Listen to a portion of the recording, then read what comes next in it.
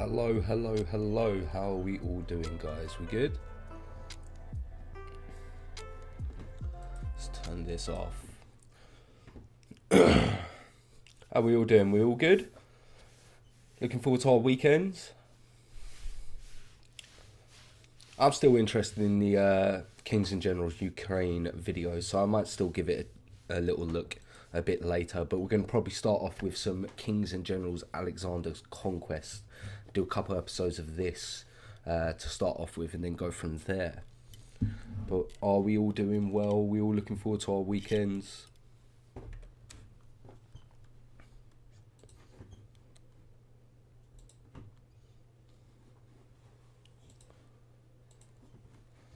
Just changing a couple of bits, so just bear with me.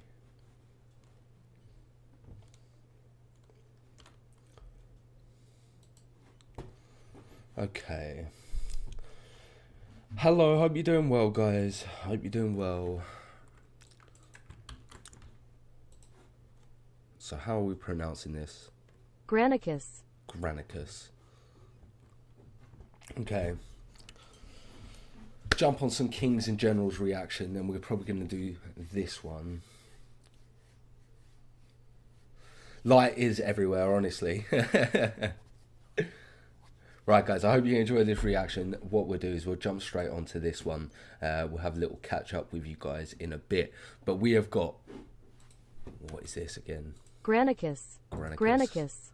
Okay, so we have the Battle of Granicus, 334 BC, Alexander's Conquest, Kings and Generals, Episode 2. Let's go. Alexander the Goat indeed. Light.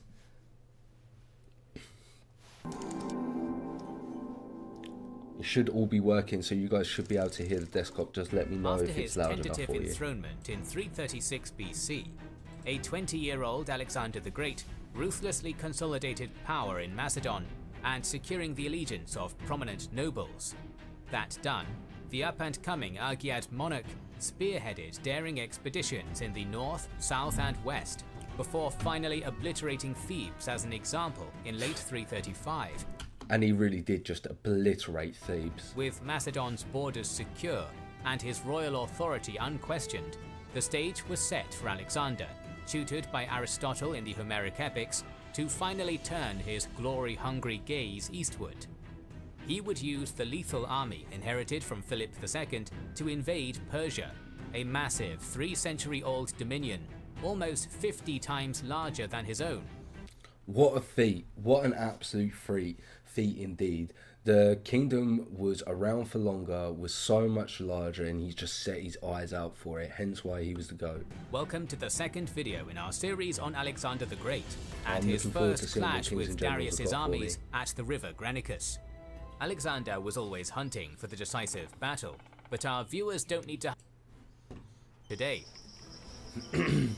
After leaving behind him the smouldering pile of rubble that was now Thebes, Alexander the Great returned to Pella and gathered all the Macedonian magnates.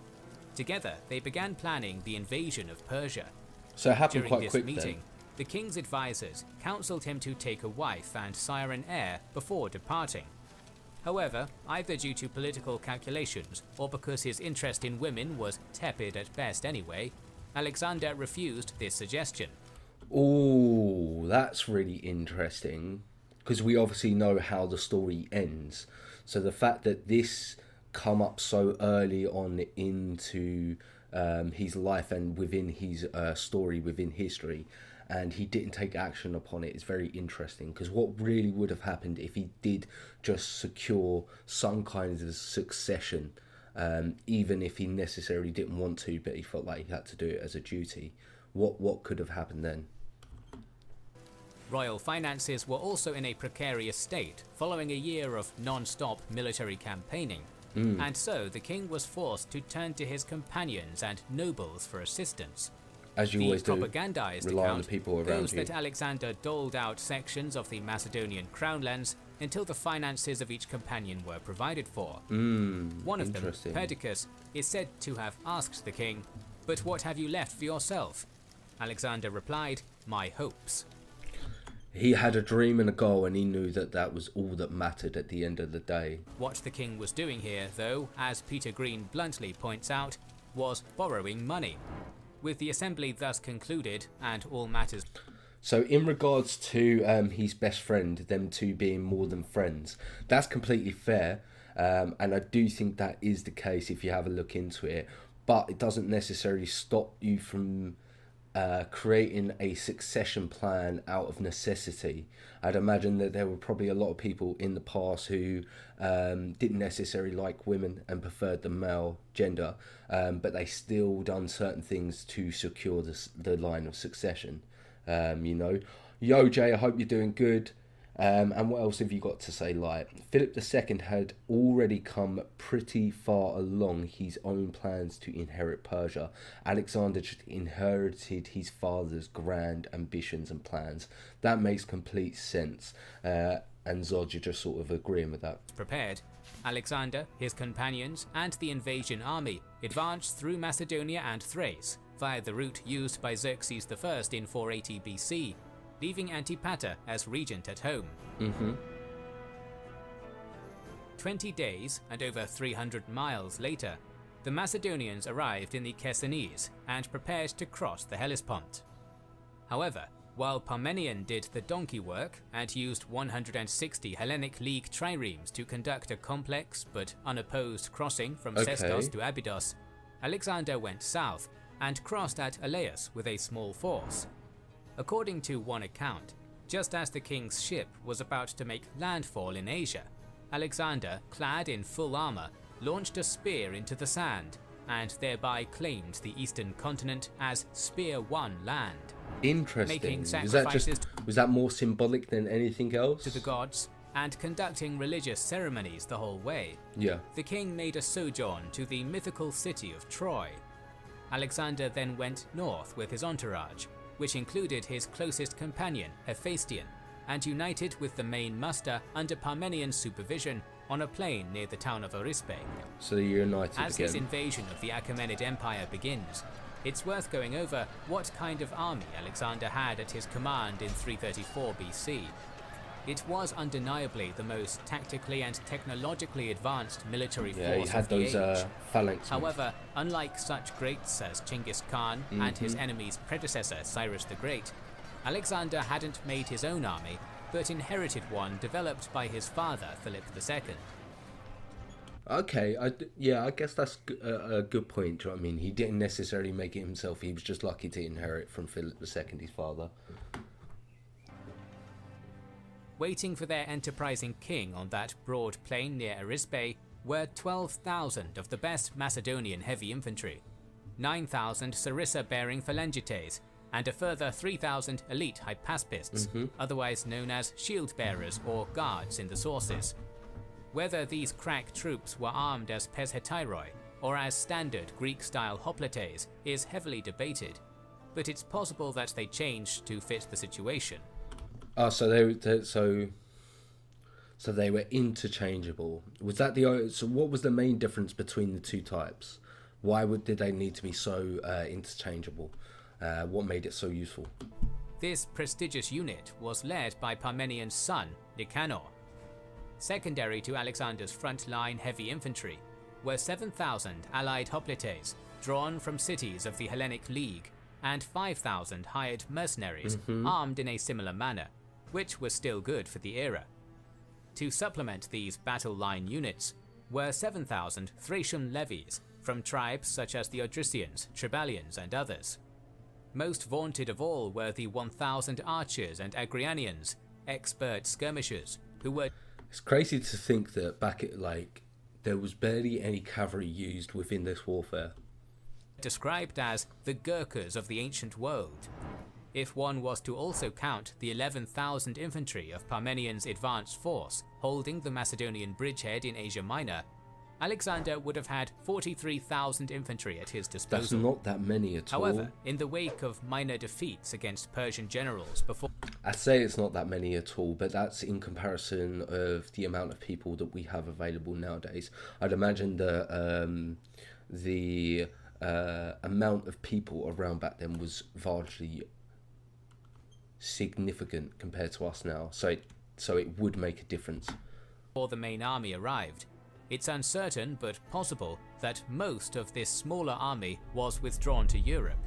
Okay, Therefore, we will interesting. assume that most of Parmenion's 11,000 were either already integrated as part of the invasion army, or remained behind with Antipater, leaving Alexander's infantry total around 32,000. So only 32,000. Comprising the Argead monarch's mounted strength was first and foremost 1,800 hetairoi, Again, the highly such skilled small companion numbers. cavalry, at whose head Alexander would so often charge into the fray. They were commanded by Parmenion's other son, Philotas.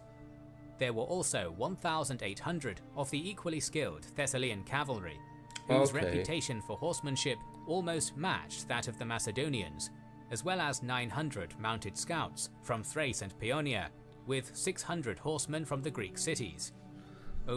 So there is still a fair few mounted troops, but again, there's no sort of heavy mounted troops. They're all sort of light armoured, aren't they?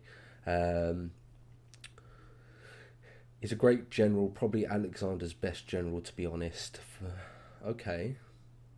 Cavalry was not that common in the Western armies at the time, but Eastern powers like Persia relied phenomenally on the cavalry, or predominantly on the cavalry, sorry. Cavalry was still as important part in a lot of Alexander's conquests. It does, but it just doesn't seem like there was as many. Overall, disregarding the 1,000 possible bridgehead cavalry, this brings Alexander's total cavalry to 5,100. Accounting for the possibility of some forces already in Asia, it seems fitting to bring the invasion force's total number of troops up to a nice round 40,000. Accompanying the For an invading force, 40,000 seems such a little number. soldiery were auxiliary elements, such as siege engineers, sappers, surveyors, administrators under a certain bookish Cardian bureaucrat called Eumenes, and scholars who would study and document the exotic wonders of the near-legendary East. Aristotle's nephew and Alexander's boyhood friend Callisthenes also served as the king's official historian. And is Callisthenes the best friend that he's a bit more fond to than anyone else? Alexander marshalled the army to readiness the following day. Then, almost certainly motivated by a mixture of scouting reports and supply concerns, began a march eastwards towards the satrapal capital of Hellespontine Phrygia, Dascylium. Rather than taking the entire army, the king left behind his 12,000 league and mercenary hoplites, perhaps suspecting their loyalty if put up against other Greek mercenaries. Okay. Making good time with his core Macedonian infantry and full 5,000 to 5,500 strength in horsemen, Alexander warned his men that looting and burning en route would not be permitted, as this was Greek land under occupation. More deviously, okay, nice, that's smart. So he's trying to keep the populace on their side for this initial, the initial part, because they also have cultural ties to the Greeks. properties of a dangerous Greek mercenary general in Persian employ, Memnon of Rhodes, were to be especially respected in order to make the Achaemenids distrust him. The Achaemenid Empire was a colossal entity of prodigious wealth, It was its massive. dominions so vast that the great king, a recently crowned Darius III, did not feel it necessary to deal with such a petty frontier disturbance personally. See, I also agree. With an invading force of only 40,000, you wouldn't think that it would be that threatening, you know? Yo, Jay, hope you're good. We should be jumping on the Ukraine videos a bit later. One or two episodes after this. It depends on what era you're talking about. During the Middle Ages, 40,000 was a huge number of men, and seen as most kings struggled to muster up 20,000.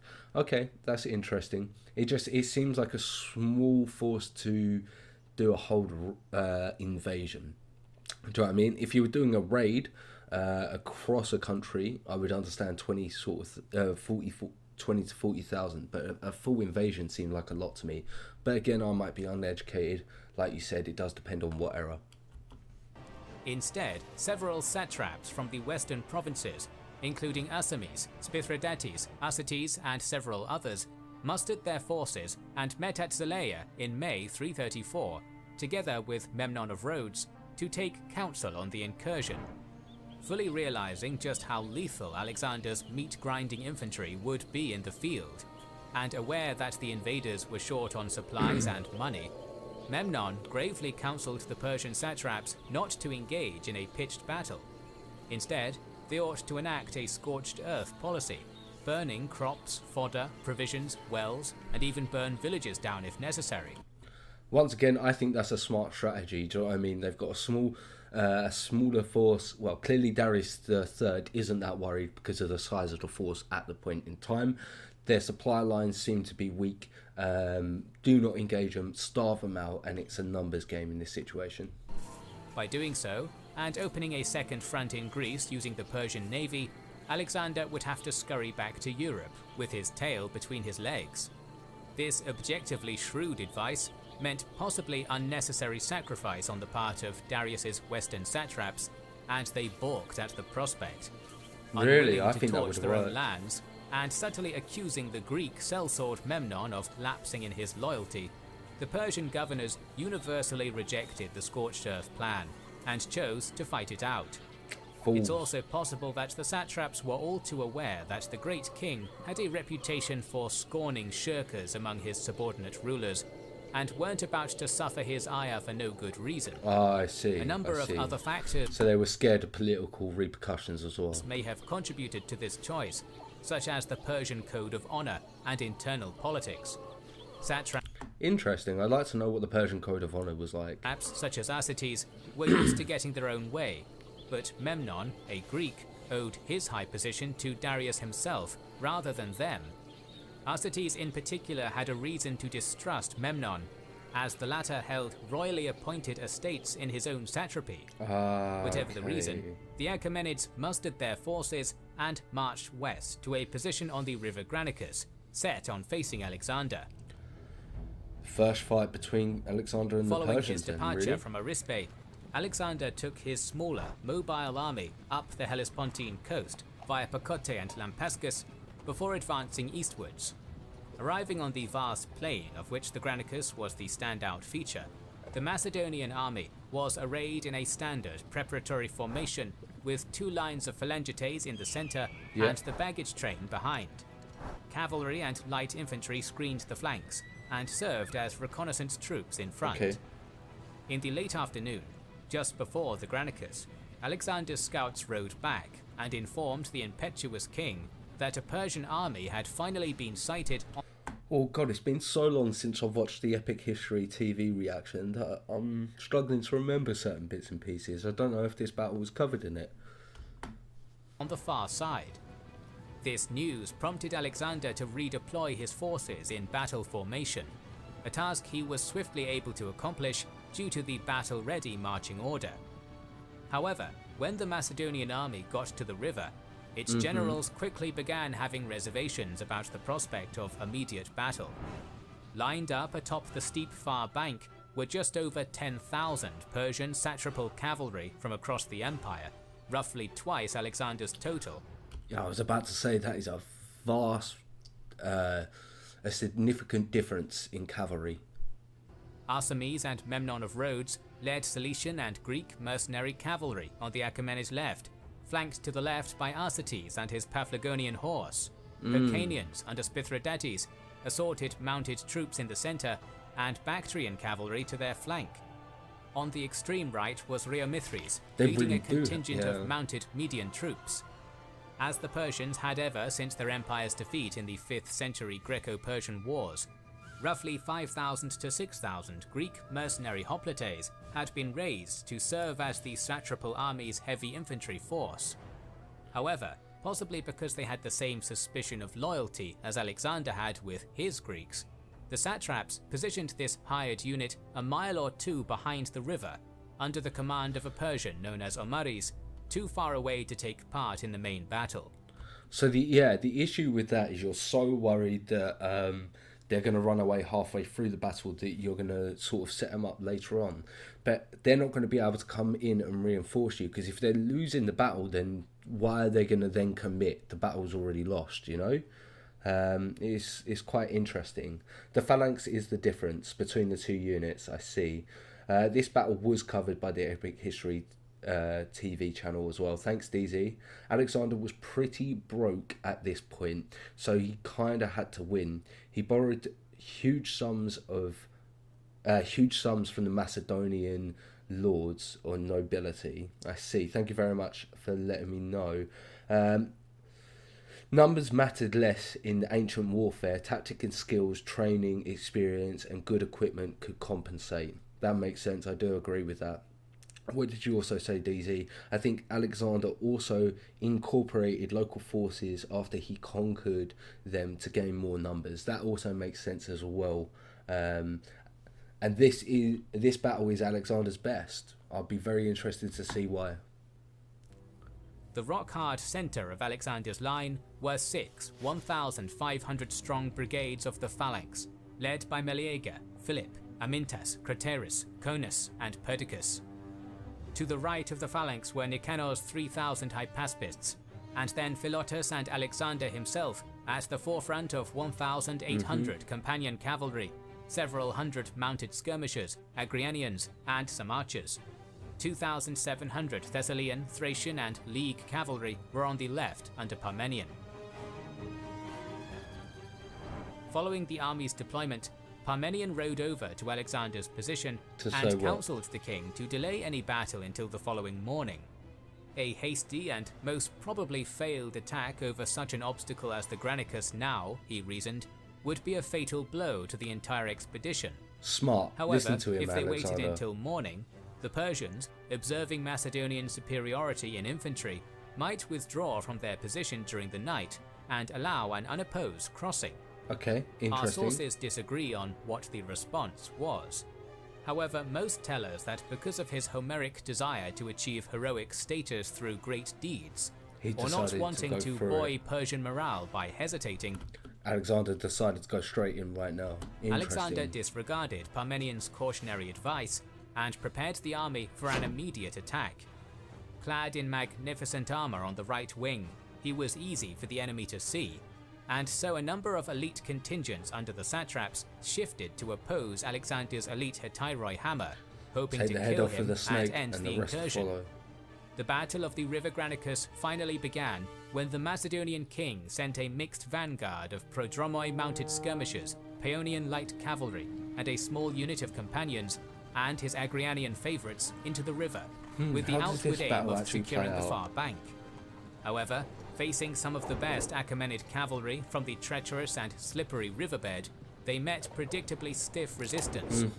Throwing spears and other pinpoint-accurate missile weapons rained down on the beleaguered advance force, causing terrible casualties from a distance. Some of the satrapal units descended to meet the Macedonian vanguard in melee combat in the riverbed itself, removing them from the advantageous higher bank. This attack gradually drew in even more regiments from the otherwise unengaged Persian line. That's good though, because if they're able to break that Persian line up, that provides more opportunity for Alexander to take advantage. Disrupting the orderly formation on Orestes' left and shaping the battlefield to Alexander's requirements. With the enemy drawn out and exposed by the sacrifice of his vanguard, Alexander charged wholesale at the head of just under 2,000 companion cavalry, arrayed as it was in a wedge formation. Galloping into the river obliquely to the right of the advance force, and thereby meeting little resistance, the Hetyroi and their king were able to swing left and crash straight into the exposed Persian left wing in the riverbed. And it looks like a lot of the other leaders and commanders are here, so I wonder how many of them Alexander takes out. Where most of the enemy leaders were fighting. Yeah. So how many of them died? I can't remember. This struggle against the best Achaemenid cavalry was, as Arrian relates, a cavalry battle with, as it were, infantry tactics. Horse against horse, man against man, locked together.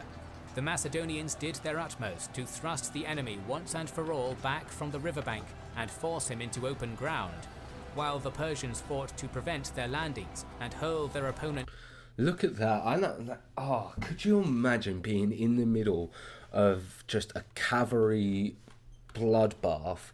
Like, if your horse goes and you've got to fucking walk around in that and people are just getting slain left, right and centre, the hooves are going, you've got to deal with that. Crazy, absolutely crazy. Alexander is the GOAT, Jay.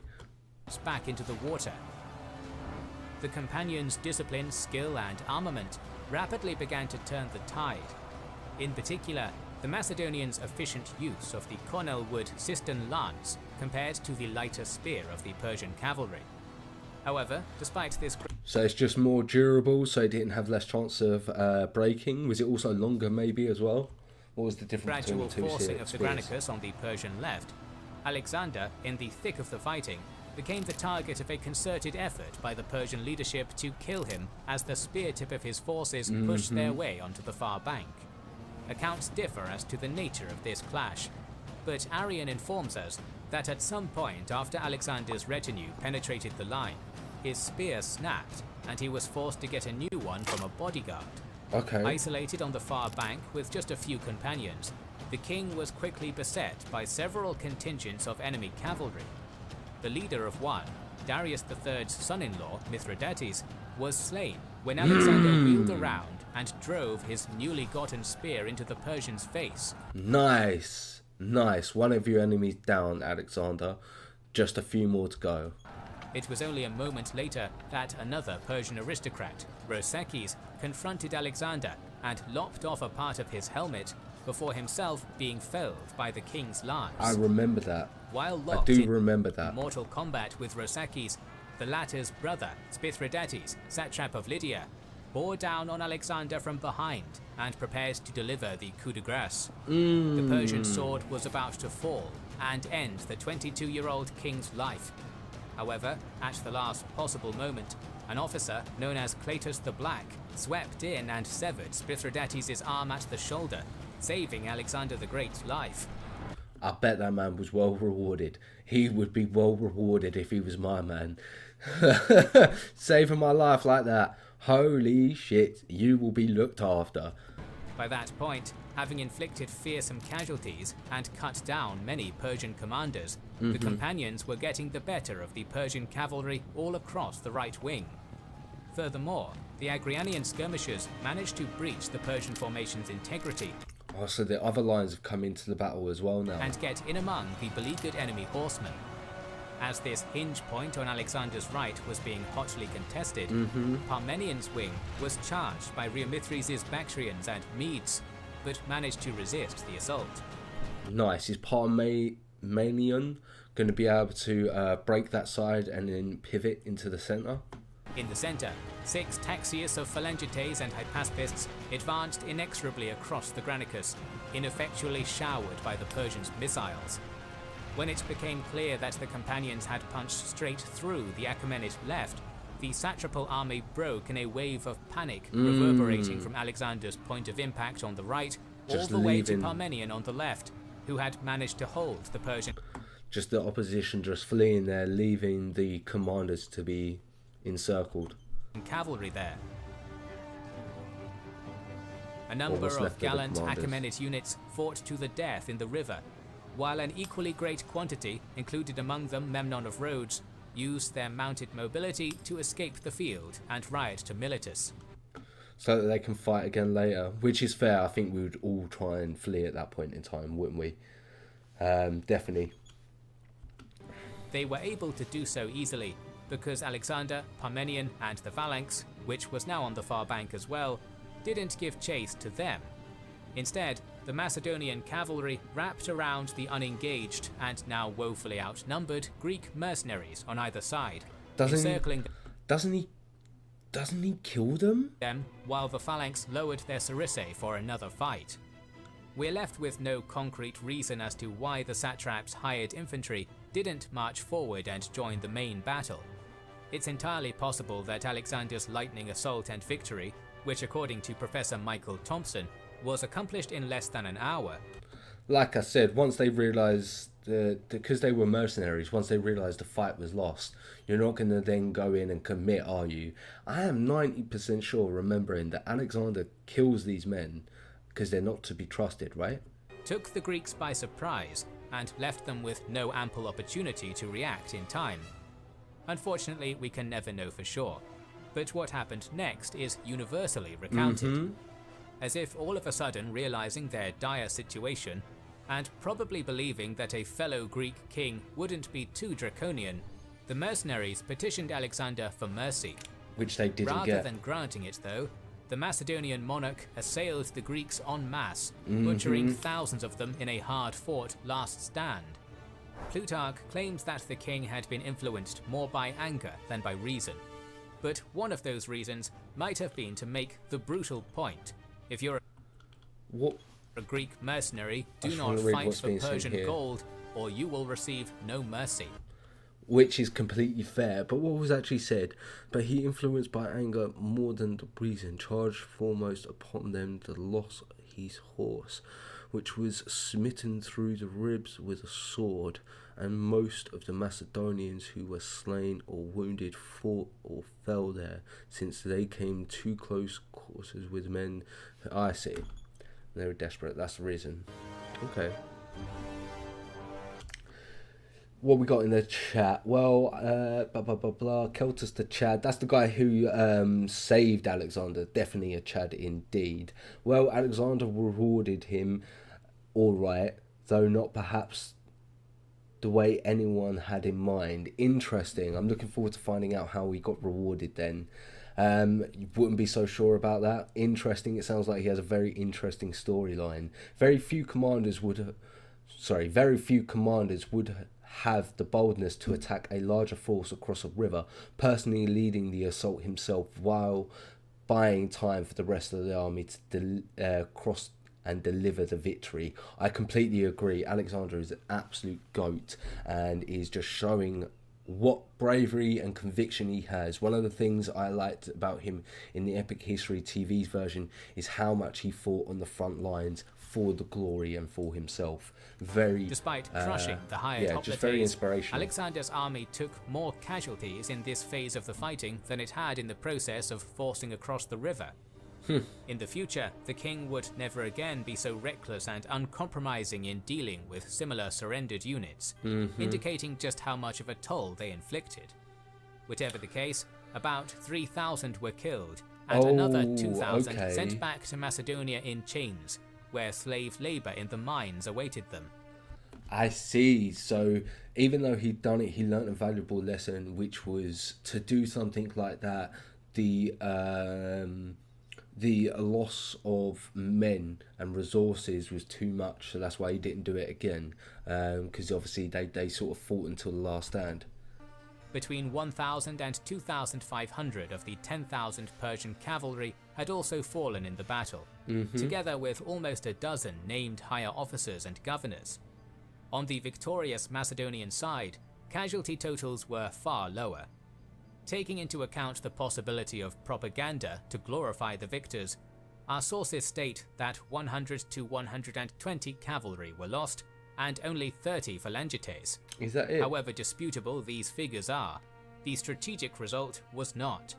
All of Asia Minor now lay open for the taking. All for Alexander. After visiting the he has his eyes set and he's going for it. wounded, and giving an honourable burial both to his own men and the fallen enemy warriors, Alexander appointed his own replacement satrap for Hellespontine Phrygia, instructed him to maintain the general status quo, and then moved south. Zelaia was taken and pardoned, while Parmenion was sent with a flying column to take over nearby Dascylium, which had been abandoned by its Persian garrison. Then, about 8 miles short of Sardis, the garrison commander and many other leading figures came to meet the Macedonians in order to surrender the fortress, treasury and the city in its entirety to Alexander. It become a point where you've got to do certain things to protect your people and to protect your lands, and it was easier just to submit and hand it over to Alexander than to fight him at every single point of the way, I guess. From initial insecurity and near collapse after Philip's death in 336, Alexander had managed, in just 2 years, to crush an Achaemenid army in open battle and occupy one of the greatest capitals of the ancient Near East. literally doing so much. He started when he was 20. He's 22 now, and in 2 years he's already done so much. Absolutely crazy what this man could have achieved. But that was just the first step. Far to the east, in the heart of his massive empire, Darius III began raising an equally massive royal force to confront the invading Macedonian king himself. As Alexander considered his first victory from a newly dedicated shrine of Zeus at the Sardis Acropolis, looking out onto the great continent beyond, he had to have known that the real challenge was about to begin. Once again, thanks to Hunting Clash for sponsoring and it this video. really was. And I'm looking forward to finding out what we've got in store in the next episode of the Alexander series by Kings and General. What a great video indeed. I hope you guys enjoyed that one. Yeah, I think I might just jump onto the next episode of this and then start doing some other bits and pieces. I do want to jump onto the Ukraine war in a bit as well. I have got the croakies of voice, so give me 2 seconds.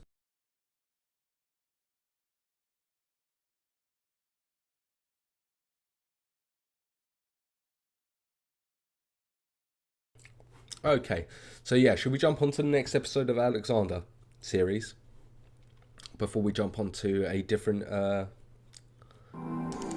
type of reaction? I don't know why it's starting. Computer's being slow.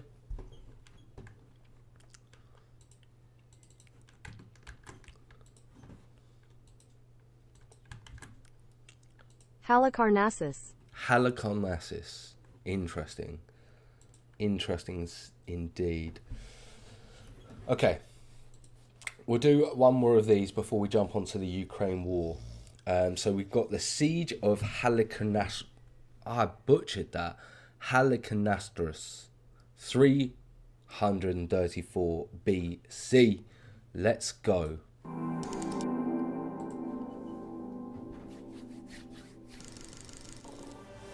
Alexander crossed the Hellespont in 334 BC and launched an invasion of the mighty Persian Empire.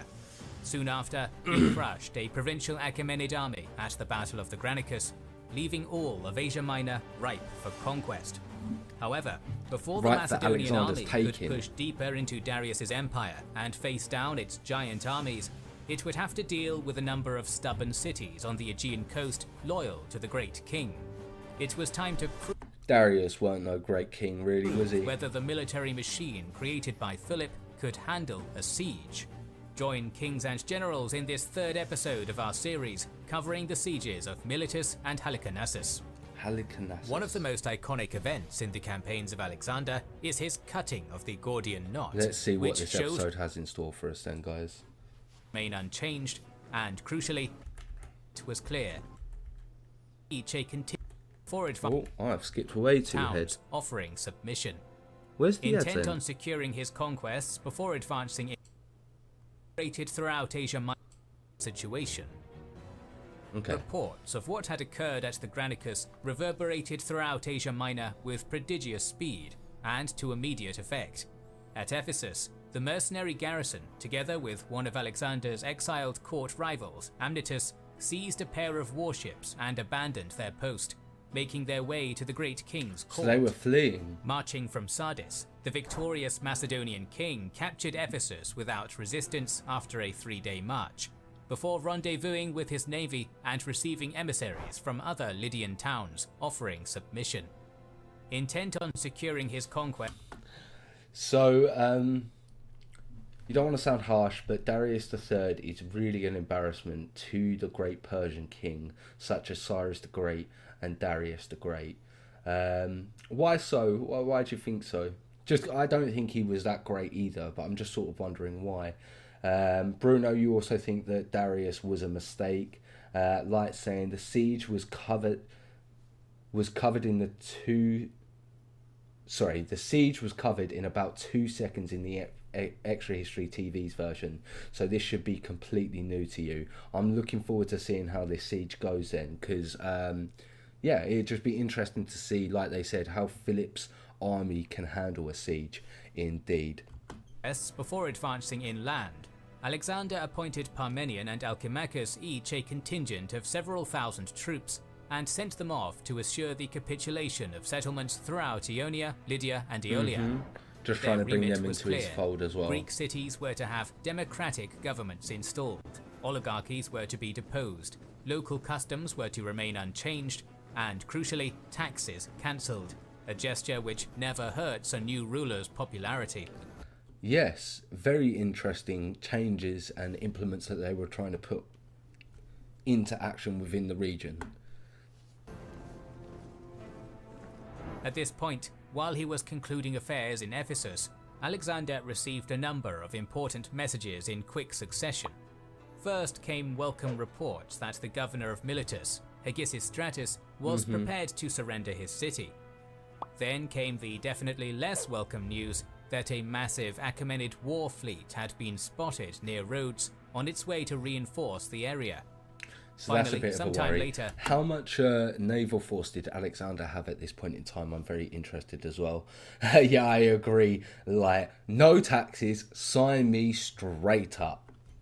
Alexander got wind that Hegesistratus, newly inspired by the knowledge that reinforcements were en route, had recanted his surrender.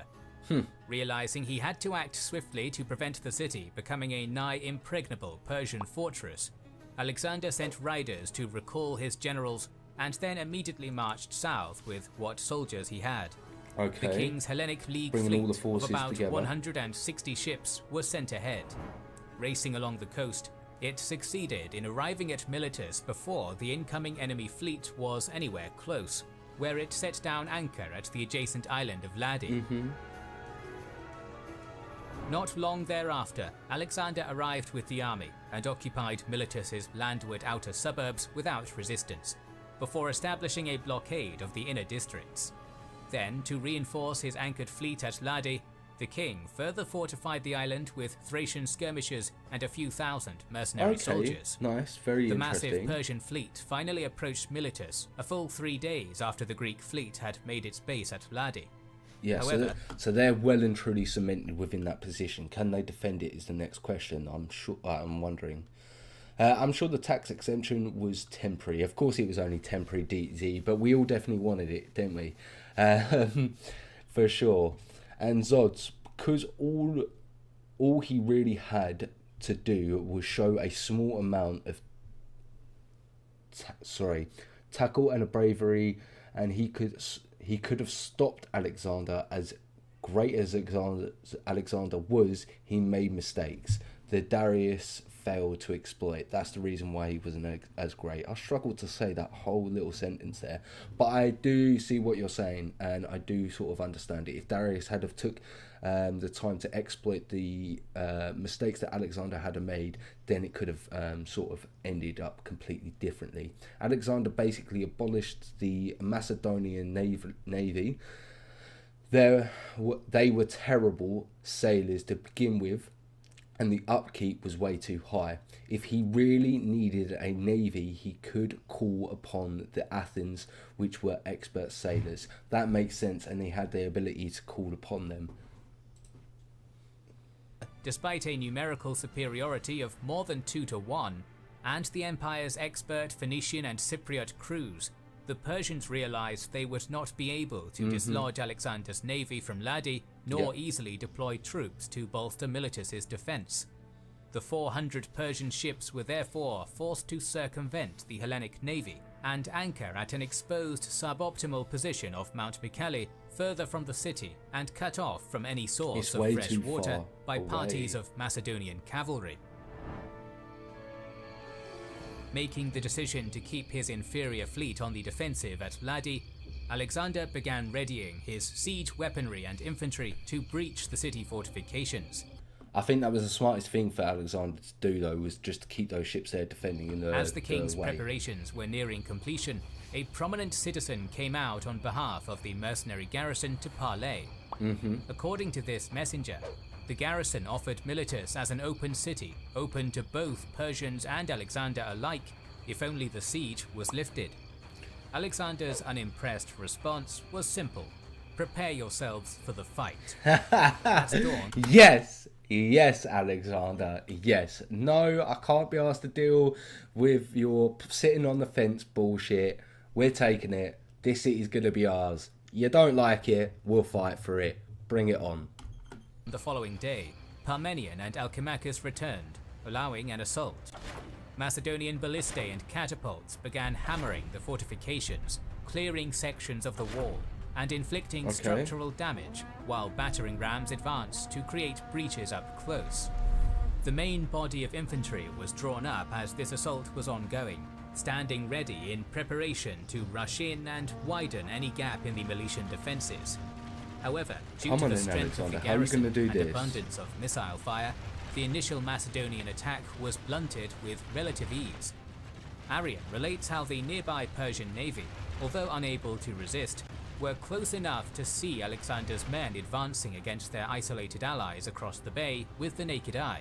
But what? As time went on, was there just nowhere? So I thought they had troops on the ships. Were they just not able to sort of dock up on the side there and let the troops come out, or were they supposed to be sort of used for artillery?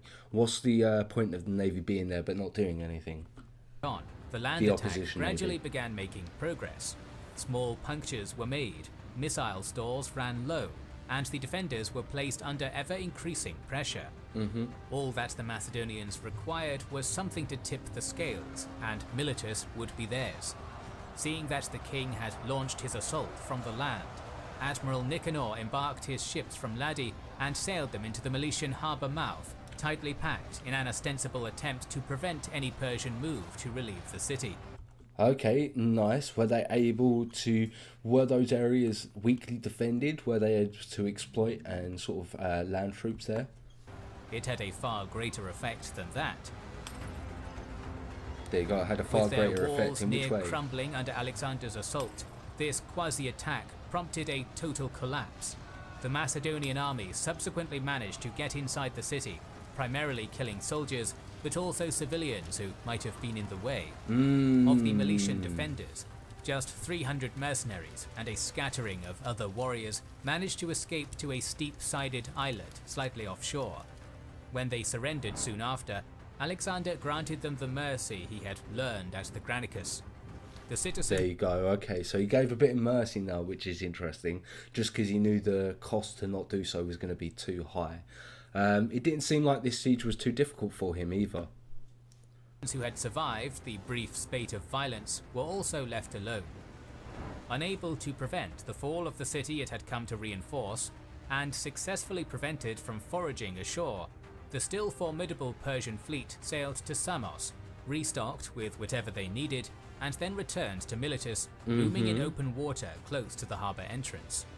5 Persian vessels were sent as bait to lure Alexander onto the open sea, but a swift hit-and-run assault by 10 Greek triremes destroyed one of them and sent the other 4 running back to the main fleet. And I'm assuming they then didn't sort of chase after them any further and just sort of left it as that little skirmish. Unable to accomplish anything of use, the great king's armada weighed anchor and sailed south to Halicarnassus.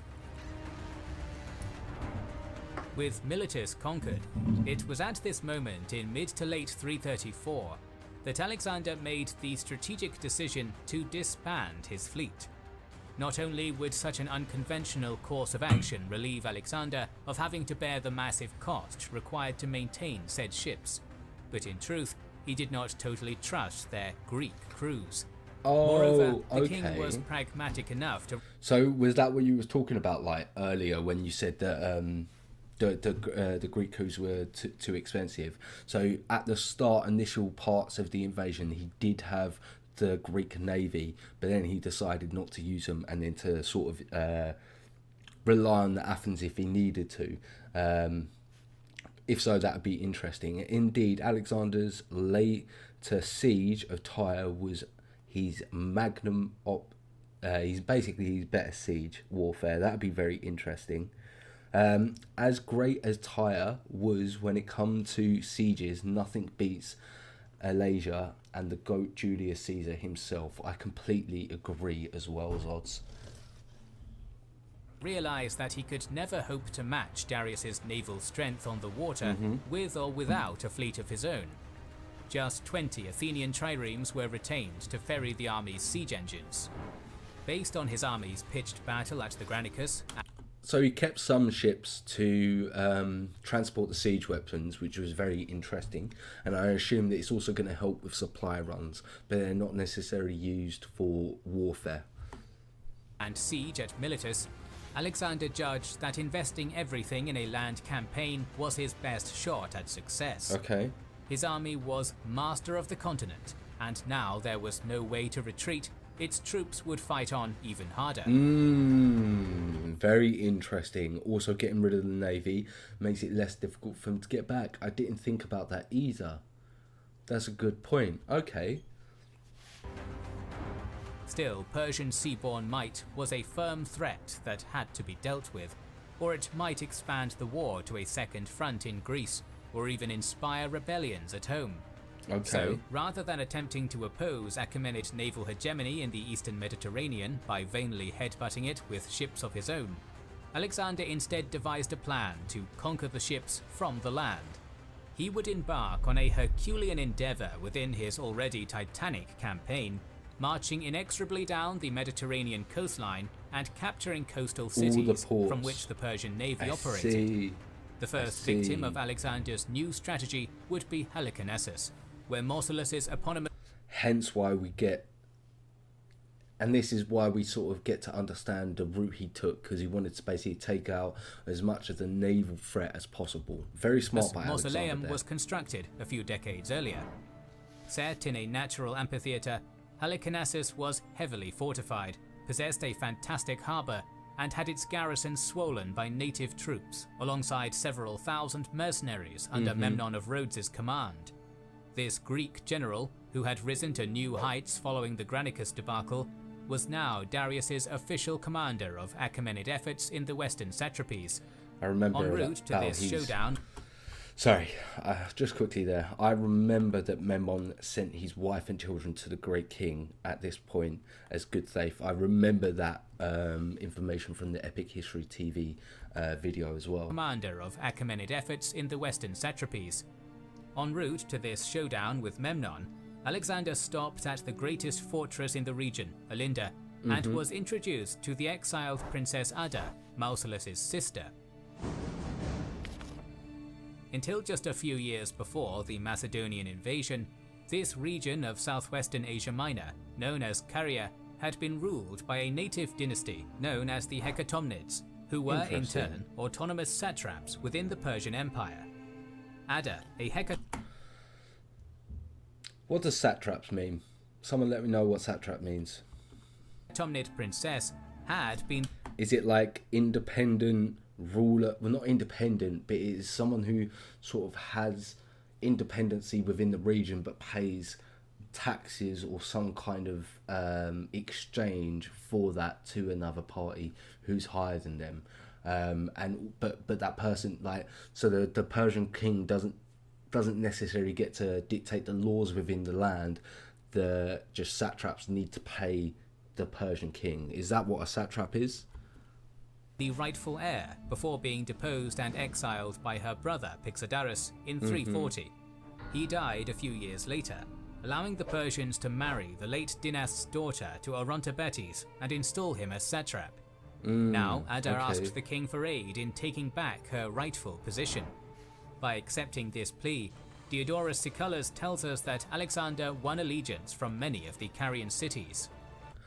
So he's getting more populous within that region on his side and getting more popularity, which honestly can win wars within itself, having the sort of cities on your side. Satrap is Eastern term for a governor, basically. Perfect. Okay. Just a governor, so they still work within the complete laws of the Persian company. It's just some kind of governor, someone appointed to look after that region. Thank you very much for sort of keeping me updated. Alexander and the Greeks never really got on, which is completely fair. I remember that being sort of pointed out in the Epic History TV's version of the series. Alexander's naval strategy consisted of capturing Persian naval bases to choke the Persian navy. Yeah, I sort of got that as well. Like, Alexander is definitely Greek, and don't let any Macedonian or Balkan nationalist tell you otherwise. I also agree. He is definitely Greek indeed. You can't micromanage such a huge state like Persia, after all. It's not like they had any kind of instant communication. I do agree, like, the governors were so important back then. The king subsequently moved on Halicarnassus and approached the city, guarded as it was by crenellated walls and fronted by a large encircling moat from the northeast. Alexander encamped half a mile from the eastern Mylasa gate and began preparing.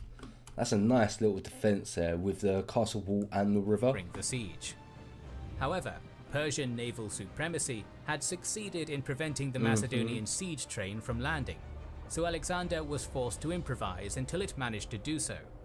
Mounting his steed, Alexander led a scouting party forward to have a look at the formidable defense. So the Persian navy have stopped Alexander's boats from getting there, so he has no siege warfare or supplies at the moment. The siege warfare is very important because obviously they're trying to perform a siege here. They faced. Memnon was on him in an instant. When this scouting force approached, the Greek general had his archers and artillery fire upon the Macedonians from his walls. Then, not giving the invaders a second, he led a sortie of skirmishers out to niggle at Alexander's men with javelins and other missiles. A quick counterattack by the king managed to drive them back inside Halicarnassus, but Alexander nevertheless pulled back to camp. Yeah, it was just... that was really testing the resolves of both sides, really, wasn't it? Several days after this initial probe, Alexander assembled his usual crack force of companions, Hypaspists and Agrianes, supplemented them with 3 phalanx regiments, and led them around to the western gate. While his primary aim in this endeavour was to scout out this side of Halicarnassus, there had also been whisperings from sympathizers inside the nearby port, Myndus, that the city would be surrendered if Alexander came to take it that night.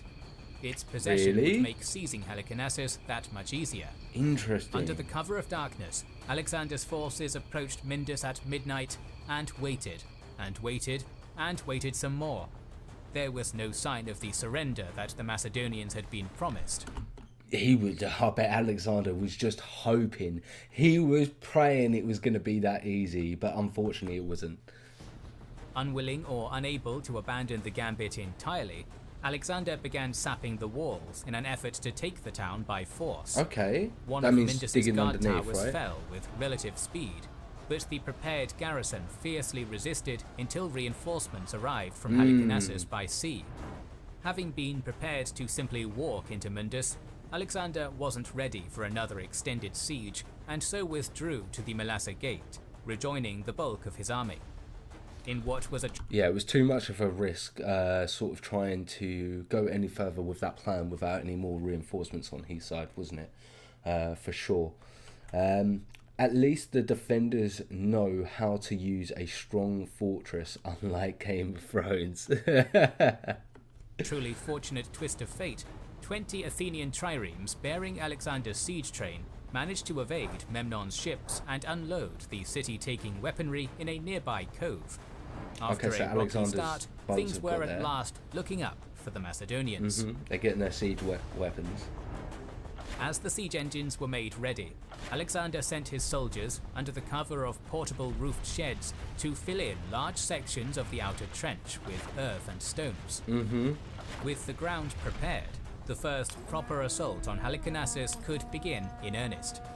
While trundling siege towers and artillery were used to batter the fortifications, battering rams and mining operations gradually undermined sections of the East Curtain Wall. Nice. When the Macedonian undermining efforts managed to collapse a section of wall or bring down a tower, Alexander would throw his infantry at the section in an attempt to secure a breach. The Macedonian soldiery fought exceptionally well in these engagements, as they always... Mate, look at that. Look at that right there, with all those phalanxes just sort of having their spears poked out of that hole. Crazy. It's like a giant porcupine. You wouldn't want to go anywhere near it. ...would, but Memnon's equally disciplined Greek mercenaries, supplemented by thousands of native troops and wall archers, managed to keep the invaders at bay with relative ease. So far so good, but Memnon and his command council quickly understood that their enemy's efforts were destroying the walls with disconcerting efficiency. I see. So they knew they were in a sticky situation. A proactive stance had to be made to prevent disaster.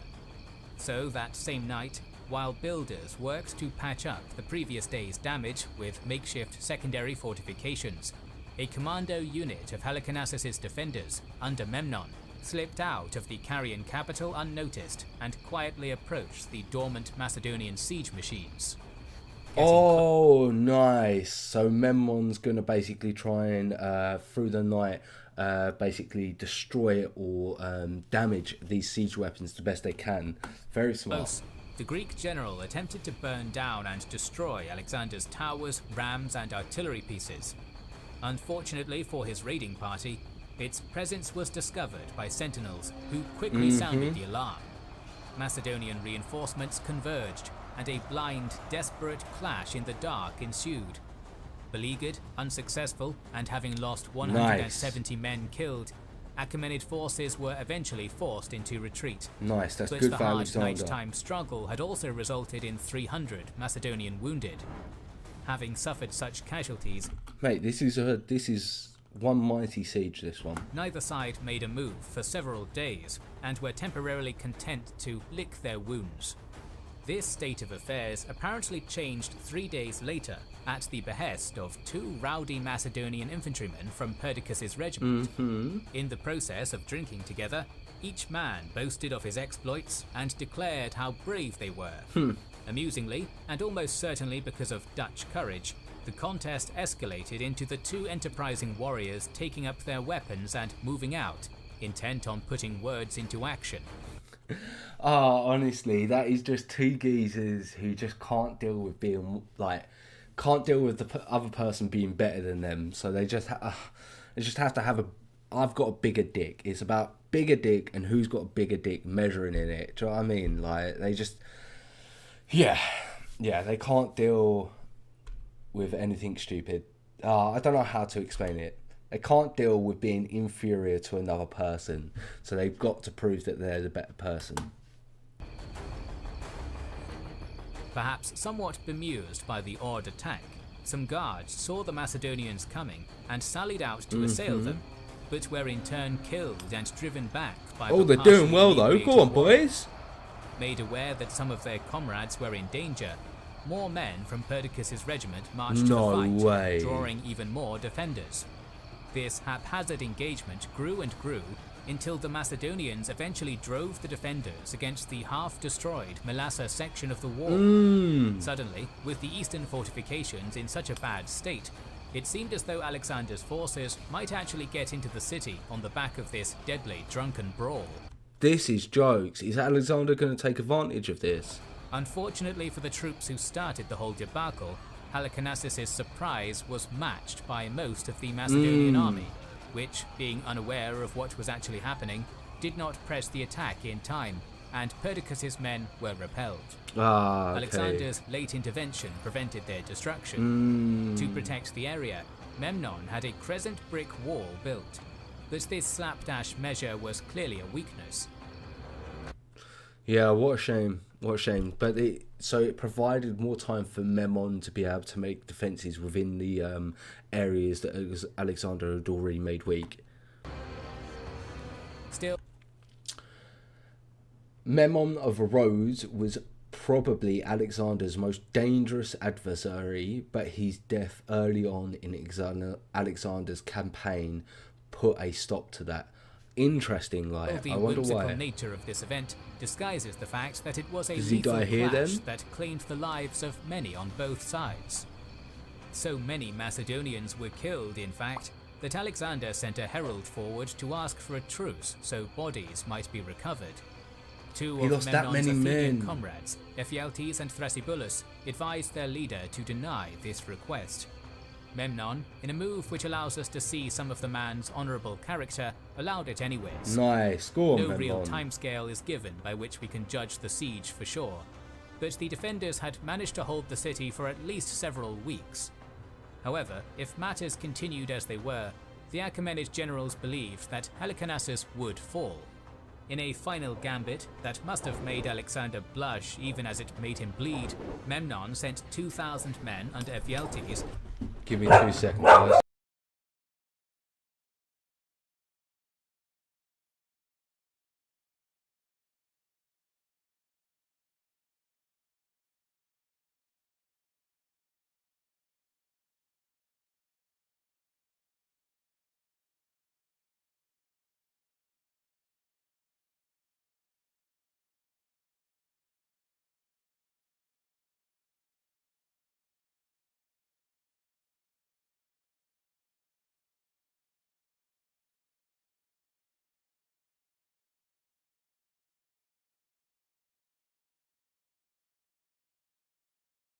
Sorry guys, I had a neighbour collected a parcel for a neighbour and they just wanted it. Let's jump straight back into the reaction. Through the Melassa Gate during one of the Macedonian attacks. While half formed a phalanx and doggedly held off the king's infantry, the other half wielded brands and caused a great conflagration among his siege engines. Interesting. Ephialtes' surprise attack, ably assisted by missile fire from the walls, was pushing back Alexander's infantry. Literally, so the academic men here just realised that they have to make a last stand. Is that right? Because otherwise they're just going to lose this siege because of resources. They're going to lack food, lack water, so on and so forth. Yeah, the dog always wants some attention, DZ. The situation became even more critical when Memnon sallied out of the northern gate of the city with Persian reserves, striking the Macedonian infantry in the flanks and rear. At this moment, beset on all sides, Theodorus states that even Alexander found himself quite helpless. It seemed as literally he's starting to struggle though here. The Persians were close to achieving a great victory and breaking the siege. What's Alexander doing? However, it was at this final juncture that Alexander's reserve battalion of grizzled veterans from Philip's era, who were ostensibly exempt from combat. So why were they exempt? They were basically that strong and they were the very, very last stand. Sort of like Napoleon's... Was it his young guard? Or it wasn't his young guard.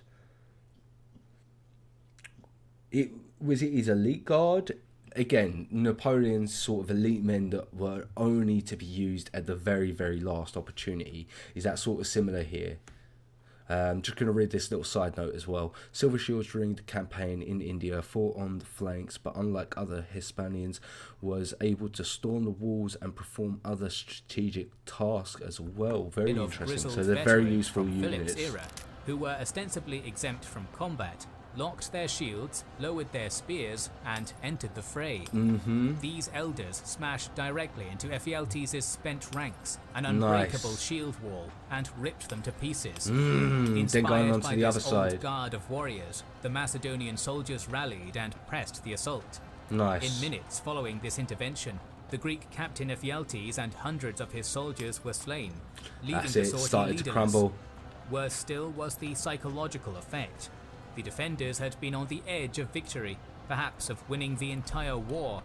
They were not prepared for another fresh foe, and now they began routing. So panicked were the Imagine thinking you were so close to victory for it all to come crumbling down. Halicarnassians at this sudden turn of events that they closed the gates too hastily, trapping And a men portion were of their Sally forces outside. outside to be slaughtered against the ruined curtain wall. Over 1,000 of Memnon's troops had been slain in the risky action, and it hadn't paid off. Still, Alexander, whose cause had been definitively saved by the veteran corps, cautiously pulled back to camp at nightfall. Once again, so I think Alexander knows here that they've lost a lot of men, a lot of willpower. Is it necessarily worth going in for the full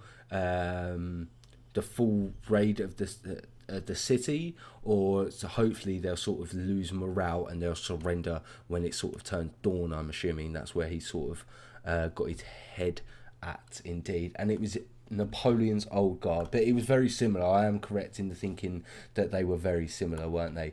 They were an elite but honorary guard unit, basically, yeah. Unknown to him, the siege was over and he had won. Inside the moonlit city, Memnon and Orontobates took counsel, and taking into account all of their severe losses and the failure of their final gamble, decided to give up a greater part of the city. Memnon installed the best of his remaining soldiers in Halicarnassus's seaboard citadels at Salmacis and the Arcanesi, before loading the remainder onto his anchored and unchallenged navy, together with whatever movable supplies he could get his hands on. Then, in a methodical scorched earth attempt to prevent Alexander from gaining too much from his conquest, the withdrawing Achaemenids set fire to immovable stores, armories, artillery, and houses next to the walls. It did not seem to have been a vindictive act of wanton destruction against the civilian population, but seasonal autumn winds fanned the flames and led to its spread over great areas of the ancient city.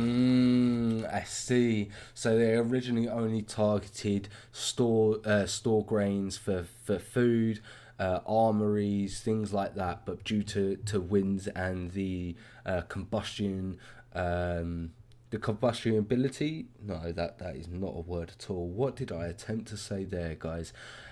Due to the fact that all the houses were so combustible, that fire was easily spread, it seems. While Memnon raised anchor and embarked, Alexander finally entered the burning city at midnight. At the king's command, Macedonian regiments marched respectfully through the liberated city, rescuing any inhabitant imperiled by the fire and demolishing buildings to create fire breaks. Surveying the still garrisoned fortresses, Alexander had a wall built around Salmacis to prevent any sortie, but found himself unable to do anything about the island's strongpoint of Arcanesi, leaving 3,000 mercenaries and 200 cavalry to mop up on Persian resistance in Caria. Alexander kept his promise and gave Ada the satrapy before preparing to move deeper into Asia Minor. Okay. As he did so, the armies of Great King Darius III were finally nearing readiness to the east. These were only garrison units. They weren't the full army of Darius, the Great King. So we still got all of that to look forward to in future episodes. Of the next year, 333, they would march west to the first great confrontation between the two greatest kings of the age at Issus. Our video on that epic battle is on the way, so make sure you are subscribed and have pressed the bell button to see it. And I am definitely looking forward to finding out what that great battle is going to be in the next episode. What a great reaction once again. I thoroughly enjoyed this series, and we have got plenty more to go. Flammable, yes. Flammable, that is the one, Jay. Thank you very much. I'm terrible at pronouncing bits and pieces. Right, we are going to be jumping on the Ukraine war next. I'm just going to take literally a 5-minute break to go to the toilet, do a couple bits and pieces. So literally 5 minutes. So at 4:20 we will be back and we will be jumping on to the next reaction. But so if you want to go grab a drink, go to the toilet, do anything yourself, go do that, and we'll be back in the next 5 minutes, guys.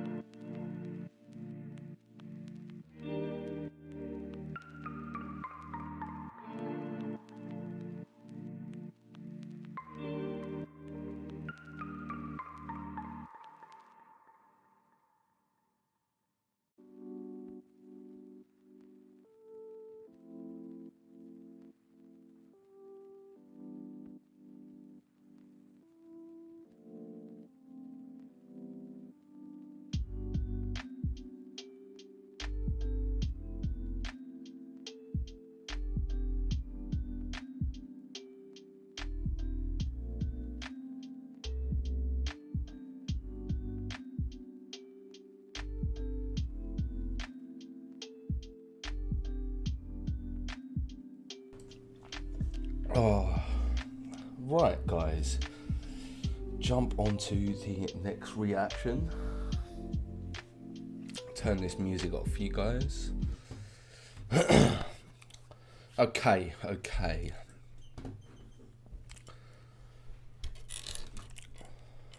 Ukraine-Russia war is up next. Let's go. Are we all here?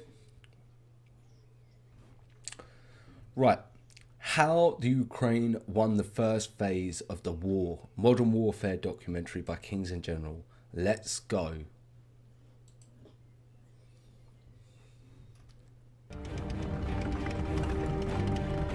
Oh, nice animation for their new intro. Oh, I do like seeing some of their newer videos for sure. We like to be precise with our content and not cash in on the ongoing conflicts. So instead of spamming your timelines with hot takes constantly, we decided to take our time and summarize the continuing Russian invasion of Ukraine with monthly videos. This conflict will enter history as pivotal, both historically and in terms of military science, so we'll have more to say over the next while. For now, allow us to present you our video on the first phase of the Russian invasion of Ukraine. And with a look at the war's beginning, we can also recommend a celebration of a war coming to an end, brought to you by our sponsor Magellan TV. This documentary streaming service, founded by $99 a month, and get a month for free by Like saying, today is the 66th week of the 3-day operation to capture Ukraine. Yeah, it seemed to go on a lot longer than Russia thought, didn't it?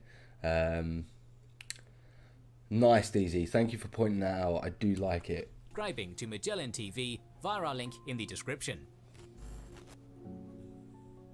In October 2021, the Russian army started a build-up on the Russia-Ukraine and Belarus-Ukraine borders. The Kremlin explained it with planned military exercises. Brushing aside... Mate, I couldn't believe when this happened. I really couldn't believe when this happened. I was talking to a friend of mine and I was gobsmacked. Absolutely gobsmacked. Because I thought I had the possibility of happening, but I just never thought it was going to actually happen. When I heard that they were building up the forces, it was always scary. All concerns, and declaring that they had a right to move their forces wherever they deemed necessary within their borders. But soon the United States started asserting that the massing of Russian troops on the Ukrainian border was a build-up for an impending invasion of Ukraine. The Russian government vehemently denied this, while some NATO states and Ukraine considered the US reports exaggerated. Nevertheless, by December... That's what we thought, like I thought it was exaggerated. Russia started making demands for NATO to guarantee that Ukraine would never join the organization, that the alliance would withdraw its forces from countries that joined the alliance after 1997, that NATO... Oh, wait. I need to rewind that to make sure I heard that correctly. That Ukraine would never join the organization, that the alliance would withdraw its forces from countries that joined the alliance after 1997. So not only did they want... I didn't know that information. And that's very interesting. So not only did they ask Ukraine... they asked NATO to not ever include Ukraine, but any states that joined after 1997, so Lithuania, Latvia, Estonia, Poland, Czechia, Slovakia, Hungary, Croatia, Slovenia, and Romania all also have their application withdrawn, so they're no longer in NATO. What was Russia really expecting? You're forcing NATO... You're asking too much of them at that point, right? Asking all those extra countries to have their application withdrawn? Like, that's a big ask. That NATO would stop its expansion. DZ, you didn't think they were going to invade. You thought that they were after some negotiations or something. Yeah, I also agreed. I thought that they were trying to sort of... like at a poker table, you sort of show how many chips you have. The more chips you have, the more you can sort of play and gamble with. And that's what I thought they were sort of doing for sure.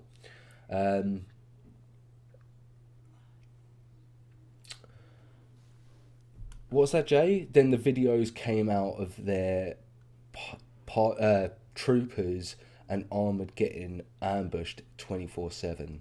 What's that in regards to, Jay? I'm not too sure. I think I've missed something there.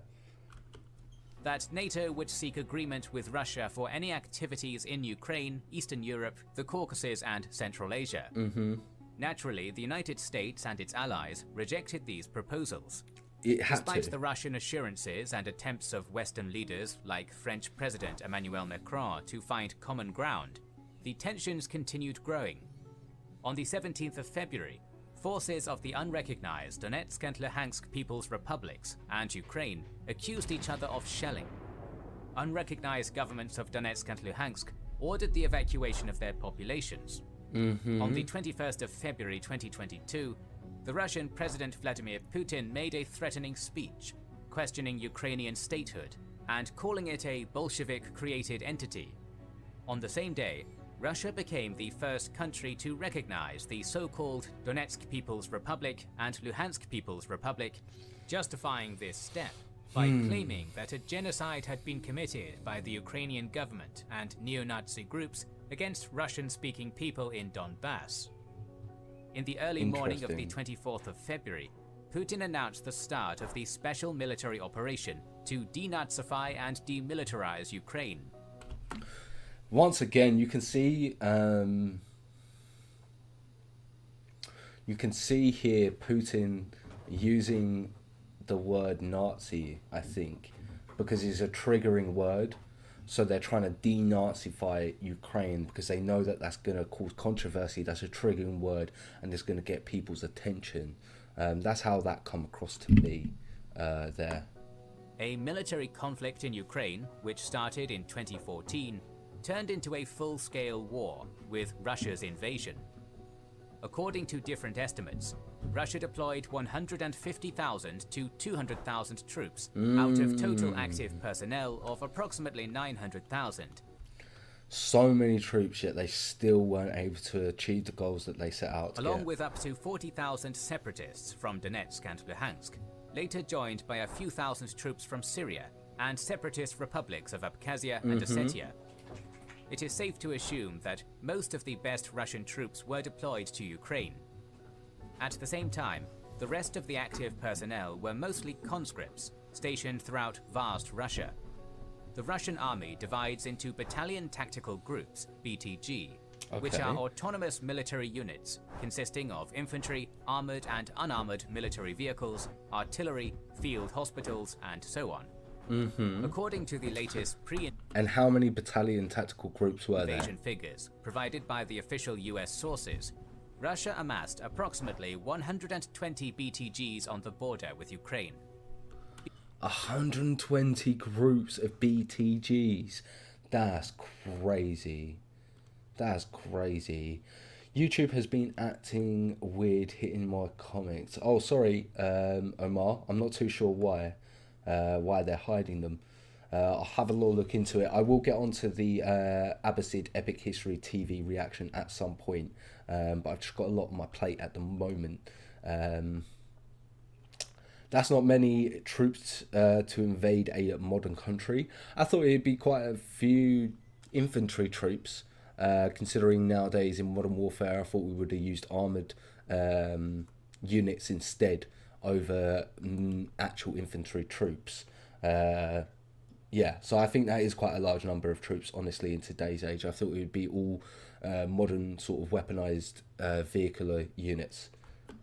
BTGs usually have 600 to 1,000 infantrymen and are supposed to have 10 tanks and between 40 and 70 other armoured vehicles. This allows us to estimate that 1,200 tanks and 4,800 to 8,400 other armoured vehicles are being used in the Russian Expeditionary Force if all BTGs are equipped by the book. See, now that looks small. To me, the infantry numbers look small, and so do the armoured. 1,200 tanks, that doesn't seem like that many at all. Which is rarely the case, especially in an army known for vast corruption and poor administration. According to the ISS military balance, Russia possesses 1,391 military aircraft and 544 attack helicopters, but it is impossible to know how many of them Russia is exactly using in the war in Ukraine. Yeah, how many are actually operable? The same source shows that Ukraine has active personnel of approximately 200,000 troops, more than 3,000 armored vehicles, 132 military aircraft, and 55 helicopters. That's crazy to think how little numbers the Ukraine had to fight against the Russian military to start off with. Obviously, they're getting a lot more help from the Western powers now with the new jets we're looking to send over, the new armoured vehicles that they're getting as well. So it's very interesting. But the initial stages of the invasion, they were vastly outnumbered, weren't they? Yeah, the armoured is pretty small, to be fair. Their armour was often caught along, which is also weird to me. Absolutely no infantry cover with their tanks. Yeah, I also agree, Jay, it's a bit weird. 1,200 tanks is a lot for a modern war when everything is compared to the outrageous World War II numbers. Everything seems small scale. Very, very true. Like, I think you've sort of hit the nail on the head there.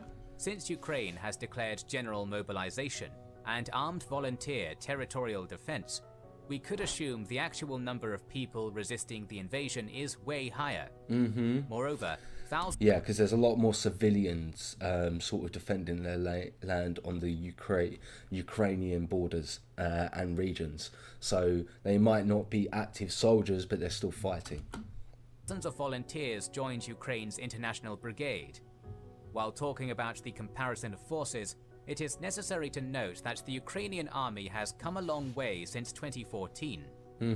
The army has been significantly modernized.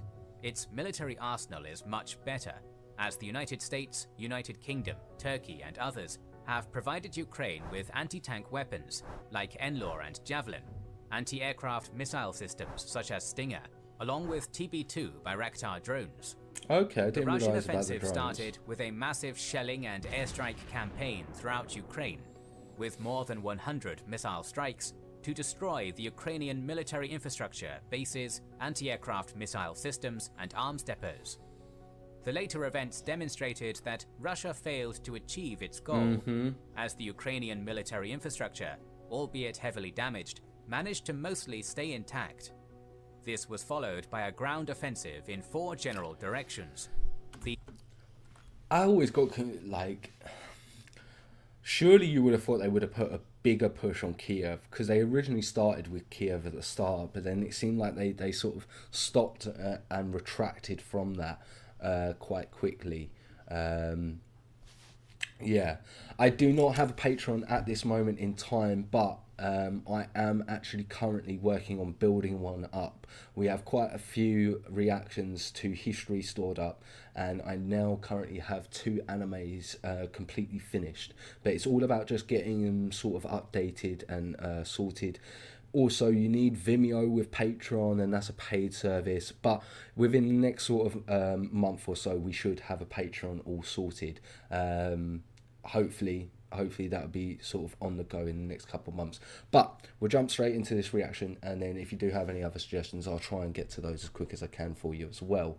The Ukrainian army is fighting since 2014 with rebels in Donbass, so they got the experience. That's very interesting. Also, I think you could probably say that when Russia took Crimea, that was really the initial start of this confrontation, which again I think was in around about 2014 when they took Crimea, I believe. The northern offensive by the Russian troops deployed in Belarus towards the capital, Kyiv. The eastern offensive from Belgorod towards Kharkiv. The Donbass southeastern offensive from the territories controlled by pro-Russian separatists and Voronezh towards the Ukrainian-controlled territories of the Donetsk and Luhansk oblasts, and the southern offensive from Crimea towards Kherson, Mykolaiv, and ultimately Odessa. It looks like the Russian strategy was to rapidly advance towards major urban centers, taking large cities like Kyiv, Kharkiv, and Odessa as soon as possible to break the morale and resolve of the Ukrainians and force the government to capitulate, along with ensuring the land connection between the separatist-ruled part of Donbass and Crimea, and securing the whole Black Sea shore of Ukraine. Okay, that makes sense. I was wondering why they were sort of trying to get so much area on the sort of southern area, but it makes sense. They wanted to be able to make it so that the region was able to connect. The Donbass region was also able to connect with Crimea, and they had a land way to be able to connect everything together. So that's very interesting. Logistic nightmare, you would think. So lots of vehicles had no fuel left near Kiev. They were subsequently left abandoned most of the time. Logistical nightmare, you think. So you think that's the reason why they weren't able to do as much of an advancement on Kiev? Surely they would have put all their sort of focus on that area, though. That's the capital. That's where the Zelensky was. Surely that was the main priority. Russia don't have the word logistics in their dictionary at this point. Yeah, but they took it relatively easy, unlike the Donbass region. Is that the Crimea you're talking about? They took Crimea relatively easy compared to Donbass, which would make more sense because they didn't start getting help until after 2014 from the West with the javelins and the other equipment. So that's probably why the Russians took Crimea so easily. The reason he pulled back from Kiev was because their lines were too extended and they simply didn't have the men to fight on such a long front. That makes sense. But again, you would have thought they would have sort of maybe put a priority to that one area and focused within that one area, secured that one area, and then gone for the next area. But I'm not a general, so what do I know, really? These 4 offensive axes were supposed to merge after securing advances along the front line to make pincer and envelopment movements more possible. The exact political endgame of the Russian offensive still puzzles analysts, with claims ranging from installing a pro-Russian puppet government to dividing eastern Ukraine into several pro-Russian states. I think the original plan was to storm Kiev, then install a pro-Russian regime. When they realised they weren't going to be able to get Kiev, they then basically diverted their plans to the Donbass region and the eastern part of Ukraine, and dividing it and taking up parts of it. Yeah, I think the original plan was to basically completely input a whole complete regime, which clearly wasn't going to happen. After a couple of weeks, they realised that was the case. Ukrainian defense strategy was an orderly withdrawal to urban centers while fighting advancing Russian forces, bogging them down in urban warfare, ambushing and attacking their supply lines. It would be illogical for the Ukrainian army to defend all the terrain along the whole of the massive front. They had to go, at that point in time, they had to go to guerrilla warfare. At this point in time, you're the invading force, this is our home country. We are just going to basically pick your lines off, make it difficult and make it a war of attrition for you to get anything that you need, for sure. I would definitely recommend Real Life Law video on why Russia is invading Ukraine. It explains this conflict so well. I'll definitely give it a look after maybe a couple of episodes of this, DZ. Definitely interested, and that Jay's suggesting it as well. I'll definitely keep an eye on it. And the Russian advantage in firepower. The analyst Michael Kaufman calls this tactic trading space for time. On the first day of the invasion, Russia made the most significant advance on the southern front, where the 58th Combined Arms Army, CAA, advanced for about 60 kilometers, pushing the Ukrainian 57th Motorized Brigade back and taking the North Crimean Canal and reaching the outskirts of Kherson. On the northern front, the 35th CAA... I really like the map and the animation that Kings of Generals are using here.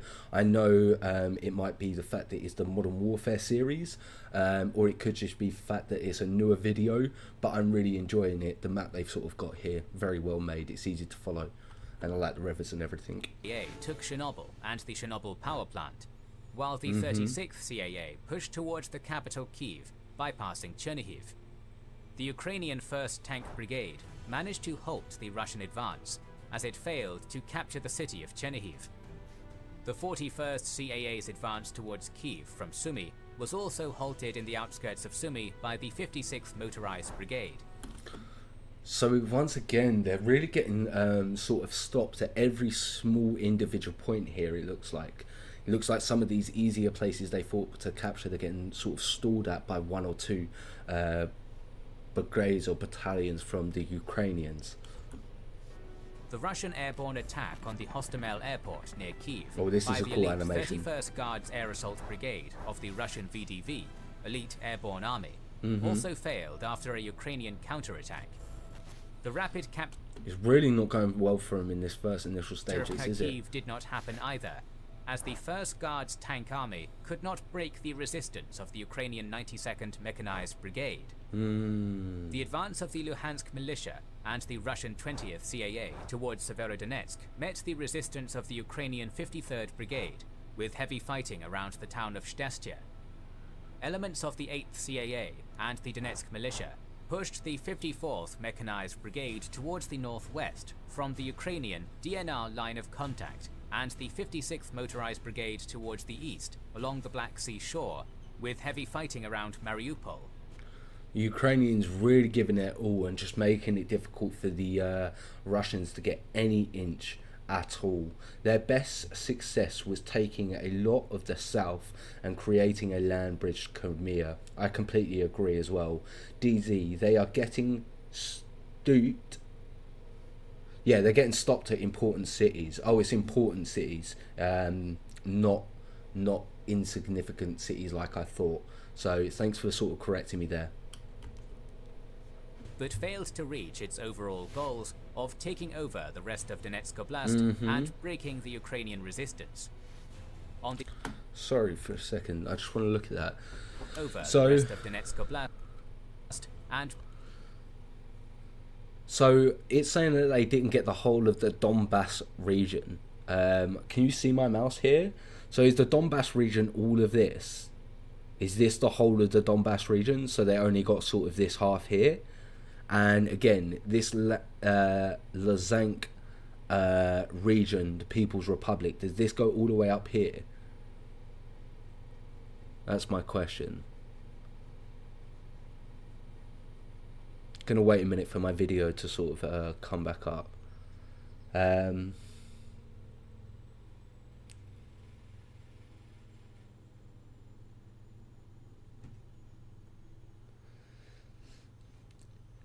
Yes, yeah, pretty much, perfect. All right, thanks guys. And you're saying that the annexation of Crimea is the main objective for Putin at this point. Any peace treaty would have have to include this being a part of Russia. I also do agree that it seems like the only sort of option is for Russia to get the whole of Crimea now. The front of Donbass is the hardest because it was the fortified and fought over for years. Ukraine army has the strongest fortifications there. Perfect. Cheers for keeping me updated, DZ. On the 25th of February, heavy fighting on all fronts continued. The Russian troops forced their way into Oblon, a mere 9 kilometers away from the Ukrainian parliament building. The 95th Air Assault Brigade and the 72nd Mechanized Brigade were there to protect Kyiv. Nice. At this point, the United States even offered Ukrainian President Zelensky a chance to leave the capital, to which he reportedly replied, "The fight is here. I need ammunition, not a ride." And I tell you what now, all dues to Zelensky. He stayed there when he had the opportunity to go to the US, had the opportunity to flee, but he was staying until the end.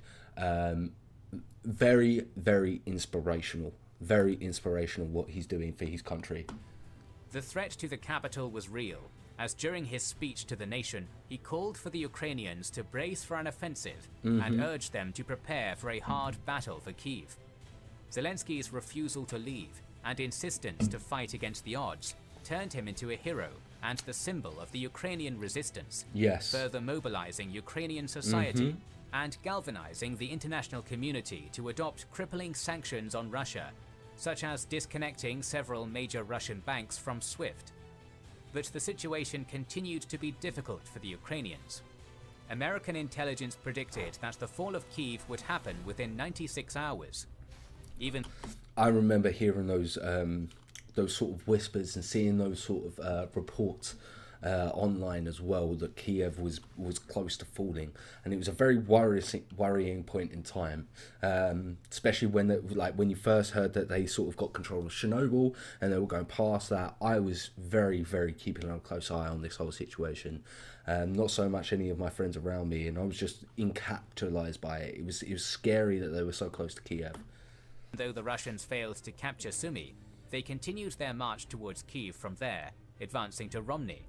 On the southern front, the Russians developed their success by capturing Novokhovka and moving closer to securing Kherson and Melitopol.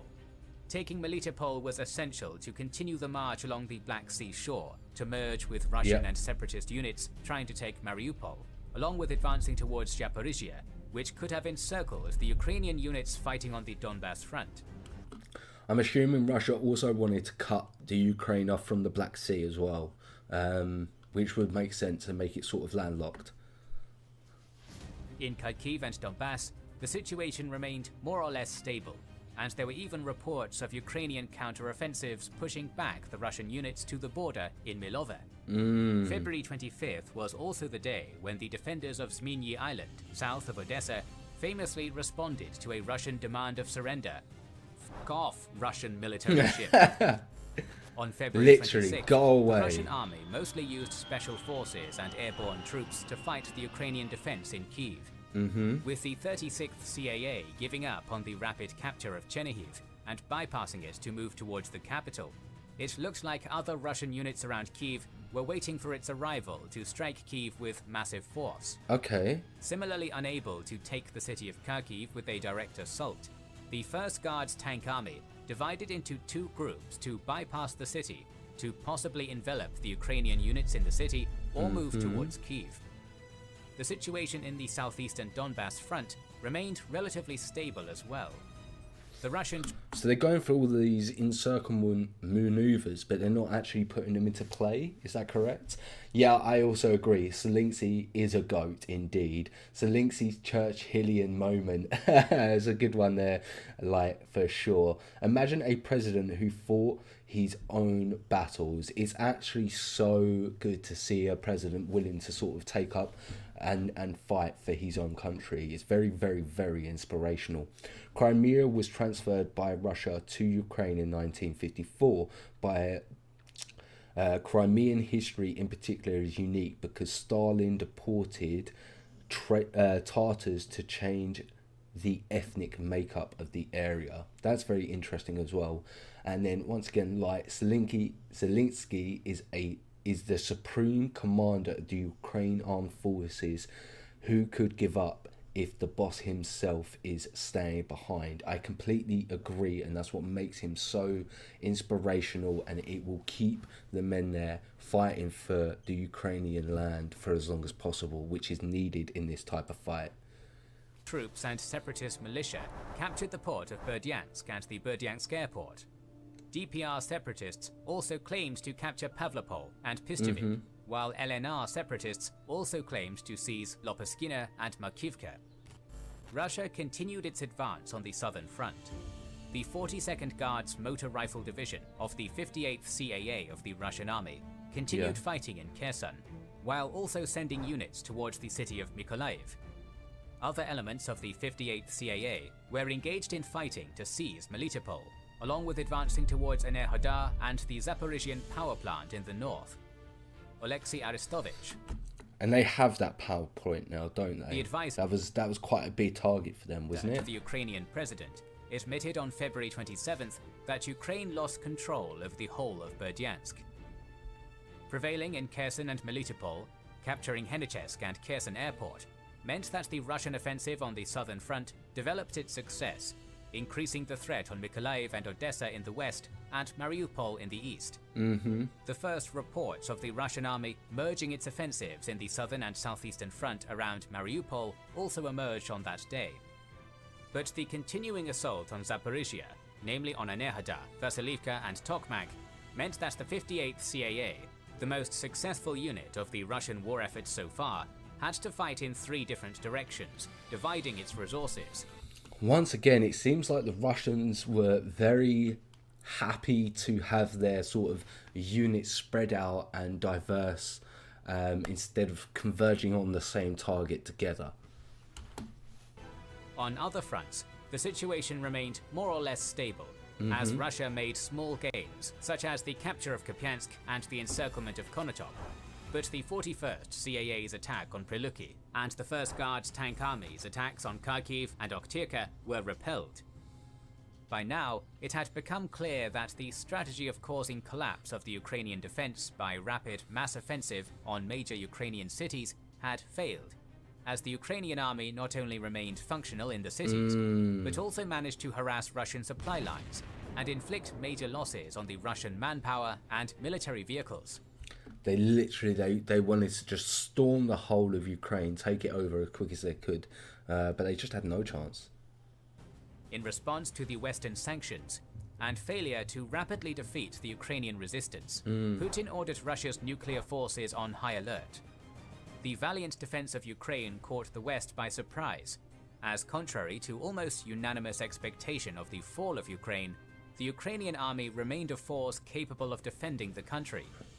As a result, for the first time in history, the EU announced direct military aid to a foreign country, Ukraine, while Germany made a major turn in its foreign policy by sending weapons to Ukraine and stating its intention to dramatically increase its military spending. Now, I didn't realise that the European Union, for the first time, sent aid to a foreign country, which would be the Ukraine. I didn't know that, but it does make sense now, sort of mentioned. But Russia still possessed major resources sufficient to defeat Ukraine. On February 28th, satellite images of a 64-kilometer-long massive column of tanks, military vehicles and artillery moving from Belarus. I remember when the photos and the stories of all this sort of come up. These were these all got left in the end, didn't they? Belarus towards the western part of Kyiv were shared on social media. Along with that, on the Kyiv front, elements of the 41st and 36th CAAs moved to bypass Sumy and Chernihiv to merge with an aim to make a push towards East Kyiv. Presumably, the overall goal was to attack Kyiv from a number of directions, but the maintenance of a formidable force by Ukraine in Chernihiv and Sumy oblasts caused a major threat to the extended supply lines of the Russian army. Elements of the Ukrainian 1st Tank Army conducted defensive actions against the 41st and 36th CAAs, stalling the Russian advance in Nizhin. Along with maintaining a solid defense around Kyiv, the Ukrainian forces also engaged in pointed counterattacks, such as in Makariv and Borodyanka. See, once again, I didn't realise they were doing too many counterattacks in the initial parts of the invasion. I thought it was all just defensive measures. So yeah, it's interesting that there was some defence sort of being taken as well. Giving up Crimea to the Ukraine was the single dumbest decision. I can't pronounce the ex-Russian president's name. So it was his biggest mistake, and you all sort of agree.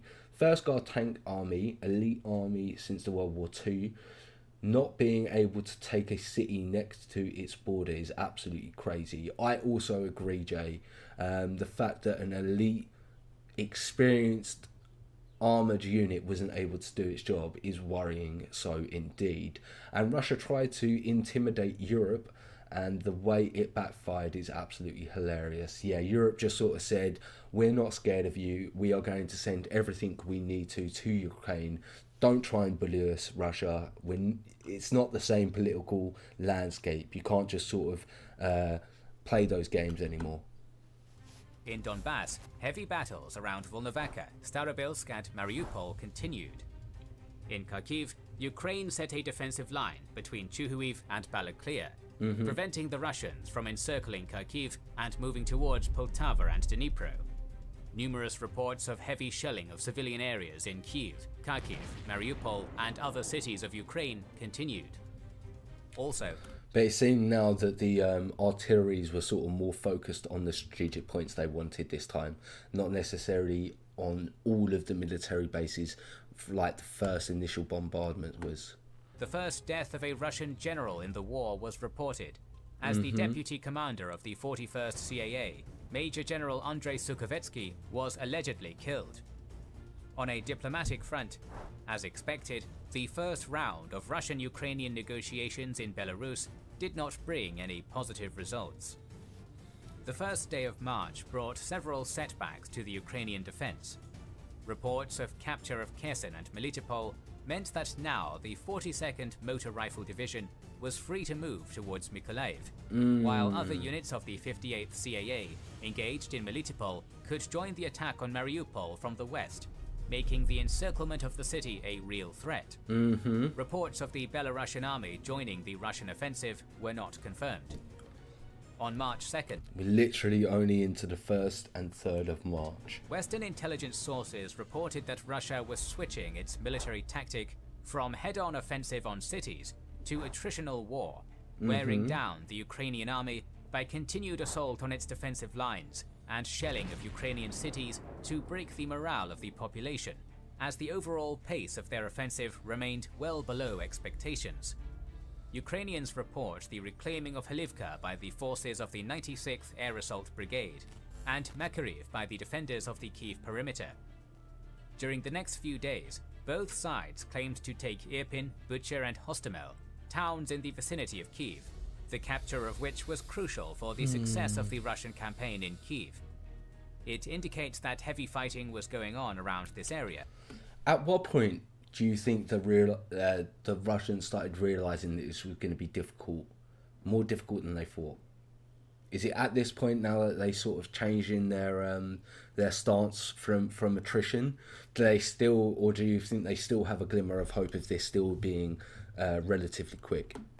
But these reports also stipulated that the Russian attacks were mostly carried out by 1 or 2 BTGs at the same time, which was interpreted by military experts as an inability for the Russian army to carry out coordinated attacks by a large number of units. Another point of the Russian offensive in the Kyiv front was Brovary, but the attempts to push back the Ukrainian army there by the 41st and 36th CAAs were repelled.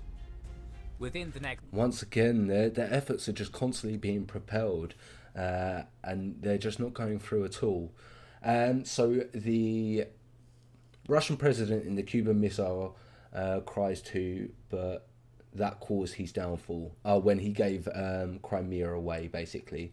They tried to, however, if Europe had reacted this fiercely in 2014 when Crimea was taken, then there might not have been a war now. Complacency is deadly, as history has shown us time and time again. I do agree with that statement.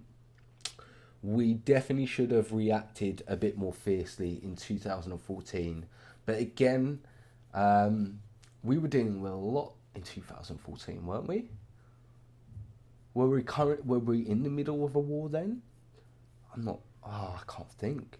What was the political landscape back in 2014? Because it's completely different to the way it is now. Do you know what I mean? Six years, 2020 changed the political landscape of the Western culture. It's crazy. COVID, for some reason, after COVID happened, everyone got involved in politics. It was interesting. Russia probably realised that it was going to be very difficult within the first 3 days. Ukraine had the Orange Revolution in 2014. Their military was a lot weaker. They lost Crimea very easily. They wouldn't have been able to retake Crimea in 2014. After that, they improved their army. Yeah, they also, it's mentioned in this video that after 2014, the West also started helping them with their military aids and equipment by providing them aid. So that's why afterwards the Ukrainian army got significantly better after 2014. Several days, these unsuccessful attacks would continue.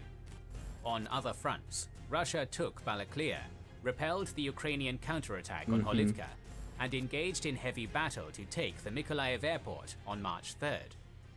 But possibly the biggest gain of the Russian army on this day was the capture of Svatovo, which is situated between Kharkiv and Luhansk, by the 6th CAA and by the Luhansk militia. Okay. This allowed the Russian eastern and southeastern axes to link. The only positive result of the second round of negotiations was the agreement to open corridors for civilians stuck in encircled cities like Sumy, Chernihiv and Mariupol. On the 4th to 6th of March, Russia made important gains on several fronts. In the south, the 58th CAA took Enerhodar and the power plant in the vicinity, along with Tokmak and Vasilivka. There were also reports... Wow, they really took the power plant between the 4th and 6th of March. I didn't realise it was that quick. I remember looking back on it and keeping up to date with it, but I don't remember it being that quick. Of successful Russian advances on the Mykolaiv airport and heavy fighting in the Mykolaiv Oblast, which was defended by the 57th Motorized Brigade. Along with that, the 6th CAA and Luhansk separatist forces started attacking Izium and Severodonetsk. The fall of these cities could have been disastrous for Ukraine, as it could have possibly allowed the Russian units to encircle the 56th Motorized Brigade and other Ukrainian units fighting in Donbass. Heavy fighting was reported along the Chuhuiv-Balaklia line, which the Ukrainian defense managed to withstand. They were not as successful at the Nezhin-Priluki line, as the Russians were able to penetrate it, pushing within 20 kilometers of central Kyiv from the northeast. The Russians also managed to encircle Oktyrka. On March 7th, Ukraine managed to reclaim the Mykolaiv airport and Chuhuiv. The massive tank column... So they start... It's such a back and forth, because they seem to be getting their little gains now, but it doesn't really... How much worth do those little gains have, you know? It's very, very interesting. Oh, so that was a different power plant I was thinking about. Cheers for letting me know, DZ. In the west of Kyiv still threatened the city, but no significant fighting or movement in that direction was reported. This was also the day when the first international volunteers joined the defense of Kyiv. In the south, Russia repeated its tactic of bypassing the cities, which it failed to take with a head-on assault, as the 7th Guards Mountain Air Assault Division bypassed Mykolaiv towards Voznesensk.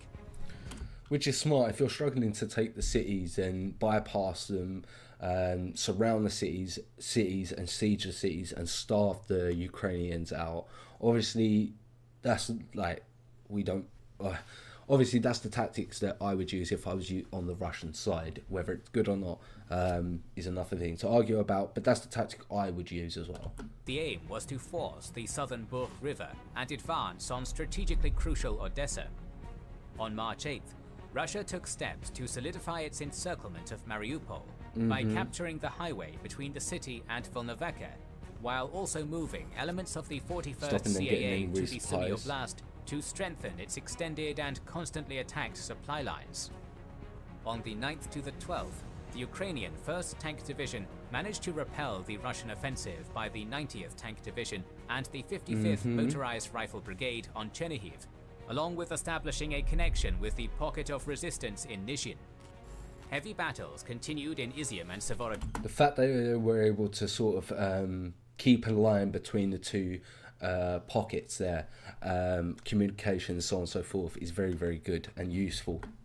Donetsk. Russian offensives on Brovary by the 6th Guards Tank Regiment, on Godyach by the 4th Guards Tank Division, and on Krovoy by the 7th Guards Mountain Air Assault Division were also successfully repelled.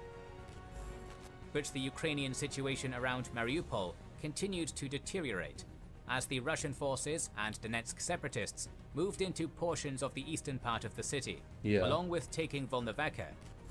The infamous tank column northwest of Kyiv by now had dispersed and redeployed elsewhere. The most important... Was that... So, the unit that had dispersed... By now had dispersed. So that unit that had dispersed and redeployed somewhere else, was that the Ukrainian unit or was that a Russian unit there? Just sort of let me know. Liz Truss, Foreign Secretary, accidentally said she will support UK citizens fighting in Ukraine. However, the UK army said it is illegal to fight for another army. Very interesting. Very interesting. So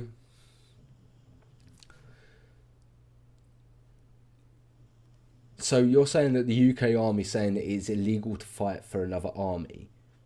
Do you mean as a UK citizen you can only fight for the UK army? It is illegal to fight for another army? What if you have joint citizenship? What do you mean there? And redeployed elsewhere. The most important event of the 13th to 16th of March was the ballistic strike at the Yavoriv training center near Lviv, as the Russian Defense Ministry claimed that 180 mercenaries were killed in this strike on the base, where training of foreign volunteers was conducted. By these dates, it had become quite clear that Russia had stalled in all directions and was unable to conduct any major offensive operations anywhere but Donbass. While the Russians made some gains in Izium and pushed around Rubizhne, do you think the only reason why they had so much success in Donbass was because they have the rebel group fighting within that area? The Ukrainian offensive towards Kherson pushed the 20th Guards Motor Rifle Division and reached the town of Posad Pokrovska. the Ukrainians also broke the encirclement of Okhtyrka. Oh, On the nice. 19th to 20th of So we're getting a bit of Ukrainian counter attacks here, a little bit. As a purely UK citizen, it is designed to prevent people becoming mercenaries, also to prevent diplomatic arguments within other countries. That makes sense. So you have to be purely UK citizen. So if you have a joint citizenship, you can go for both armies. That's very interesting. That's interesting that Liz Truss made a big mistake like that as well. March, reports of Russian troops digging trenches and deploying minefields around Kyiv indicate that the Russians had given up on offensive operations to take the capital and prepared for a defensive war. On March 21st to 24th, Ukraine gained ground around Kyiv by counterattacking towards Bucha, Vozol, Moshchun, Makariv and Irpin, while Russia made progress in Izium and Mariupol. On the 25th to 29th of March, Ukraine capitalized on the low morale and poor supply of the Russian army and made considerable progress on several fronts. The Ukrainian army solidified its successes on the Kyiv front by pushing back the 37th Separate Motor Rifle Brigade and the 31st Guards Air Assault Brigade from Irpin, and Just the getting their 90th Tank defences set Division up on this further away area. from Brovary, and reclaimed Lukyanivka. In the Sumy-Kharkiv axis, the 93rd Brigade took back Trostianets, Boromlia and Malarohan, and ended the encirclement of the Big counter-offensive city of by Sumy, Ukraine. forcing the 27th Guards Motor Rifle Brigade to withdraw to Russia for presumed redeployment in Donbass, where Russia still had a capability to launch a successful offensive operation and made some gains around Izium and Severodonetsk, along with capturing more of Mariupol, putting the Ukrainian defense of the city in an even more desperate situation. On the southern front, the Russian offensive had completely stalled as well. On the 30th of March, reports of withdrawal of several Russian units from the Kyiv axis started to emerge, whether due to heavy losses or as part of a campaign to de-escalate military operations around Kyiv. Along with that, redeployment of Russian units, such as the elements of the 30th CAA and the 1st Guards Tank Army to Belgorod for replenishment, to presumably later send them to the Donbass front, continued. During the next couple of days, we witnessed several instances of fighting on the northern front with Ukrainian success, and then a complete withdrawal of Russian units from Kyiv and Chernihiv oblasts.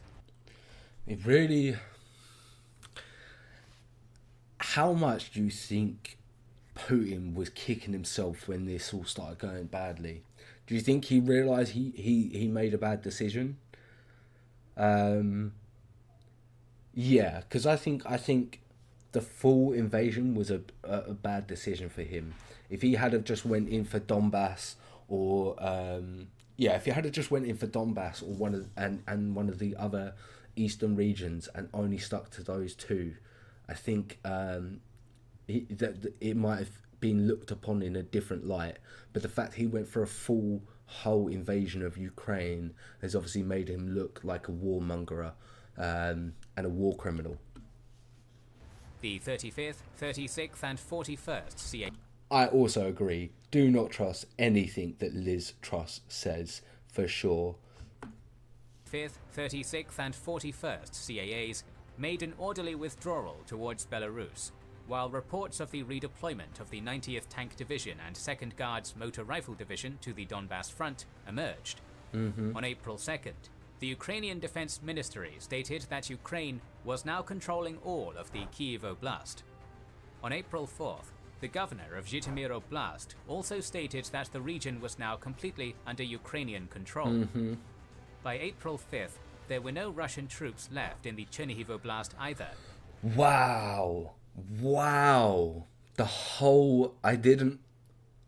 I'm a bit naive. I didn't realise that they had completely evacuated the Russian forces out of the whole of the northern Ukraine. I didn't realise that. I thought they still had some pockets there. Ukraine prevailed on the northern front and the Battle of Kyiv against all odds. But Russian loss came at a very high price for the Ukrainian military, infrastructure, and particularly the civilian population.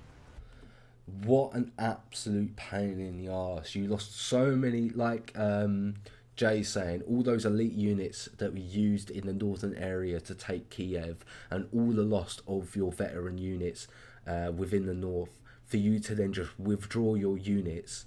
What an absolute loss for not taking the objective. It's absolutely silly. You think that Putin kicked himself very hard, yeah? It's not just me who thinks that he realised he made a mistake. As long as it's not just me who thinks he made a mistake. As the Ukrainian army reclaimed Bucha, it witnessed horrific scenes of hundreds of civilians lying dead on its streets. Satellite images taken on the days when the Russian army still controlled this town prove beyond reasonable doubt that this massacre was indeed committed by Russia. Ukraine also staged counterattacks in Zaporizhia and Kherson oblasts. On the 31st of March, they liberated Melanivka, Vesela, Zelenyi and other towns in the Zaporizhia Oblast, along with several towns and settlements in the Kherson Oblast, including Novovoronstovka on the 1st to 2nd of April. But around the same dates, Russia continued very slow but steady progress in Donbass, as they claimed to capture Zolota Niva in the Donetsk Oblast and Zhitlivka in the Luhansk Oblast. On the 1st of April, Ukraine admitted that Russia was able to capture Izium after days of heavy fighting.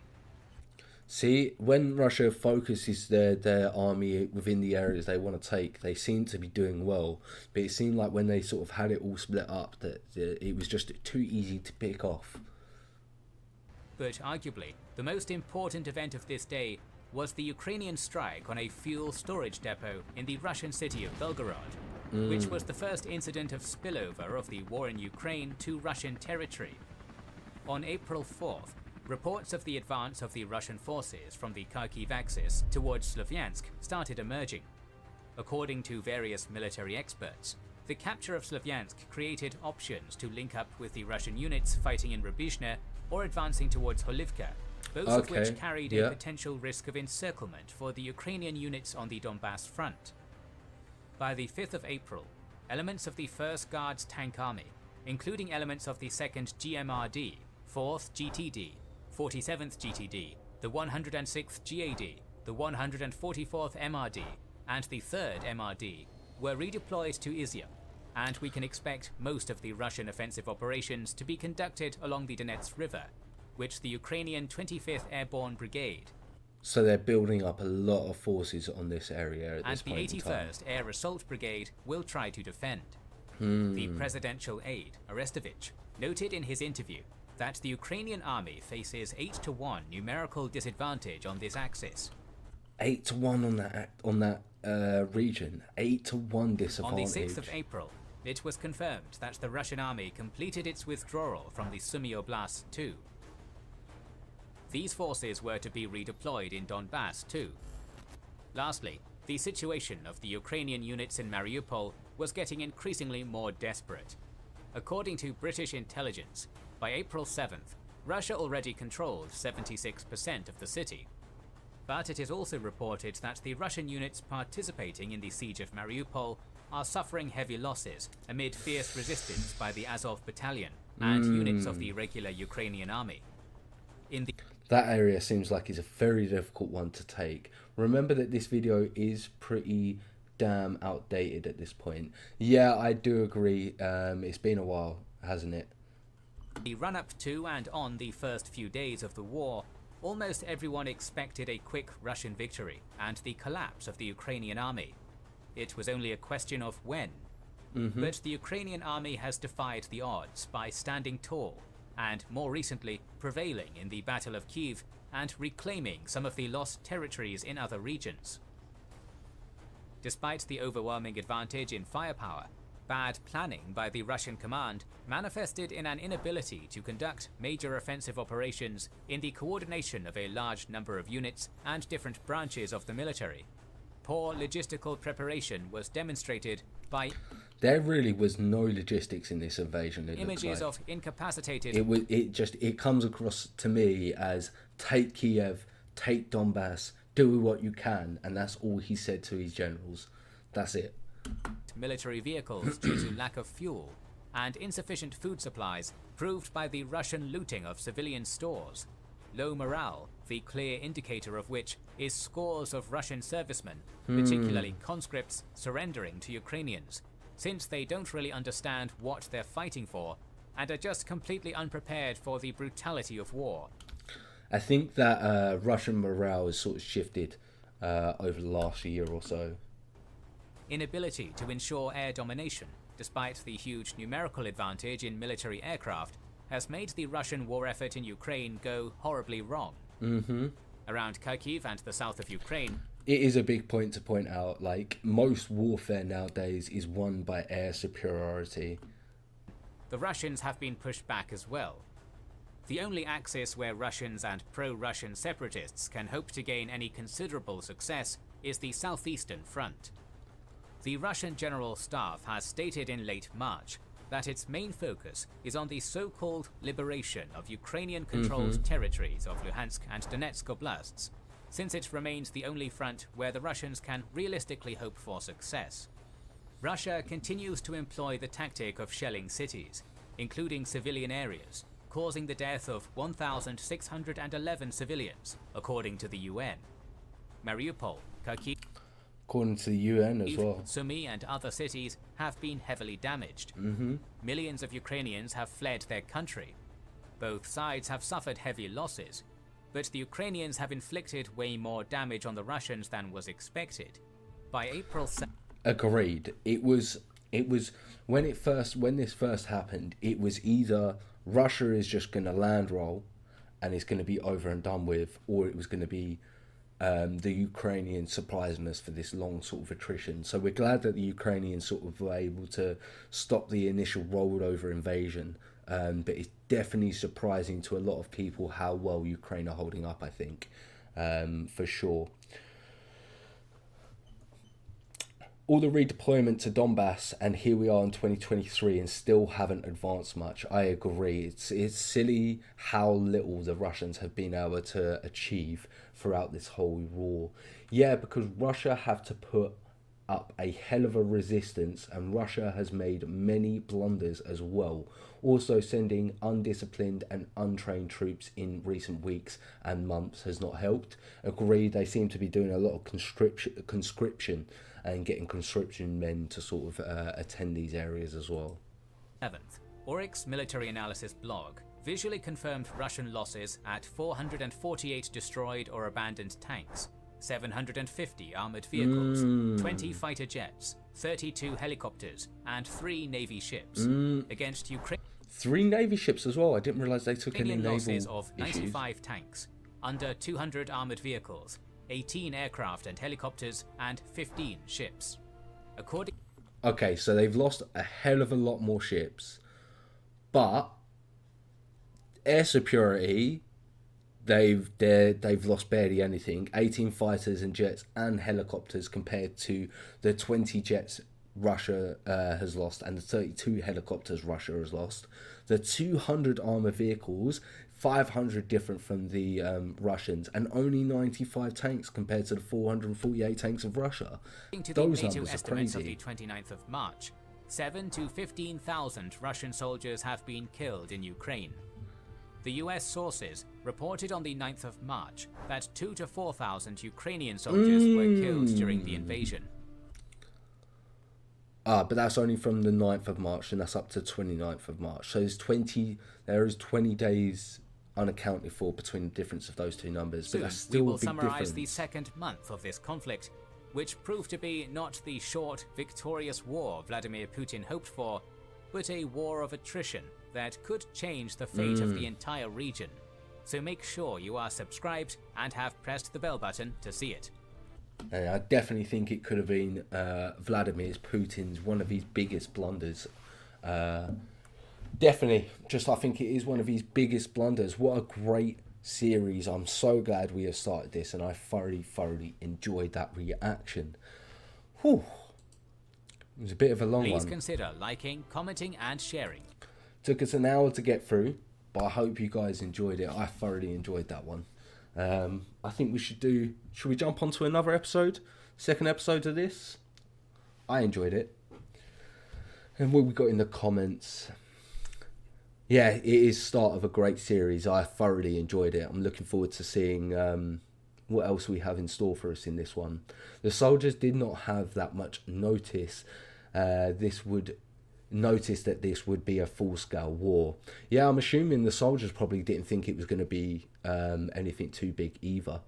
When the Russians were deployed on the Ukraine border, they thought it was a normal military exercise, which is what Russia previously instead of the war mobilization.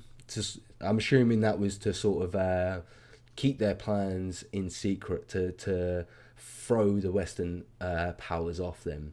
According to reports, even most generals and definitely not the troops were informed about the invasion in advance.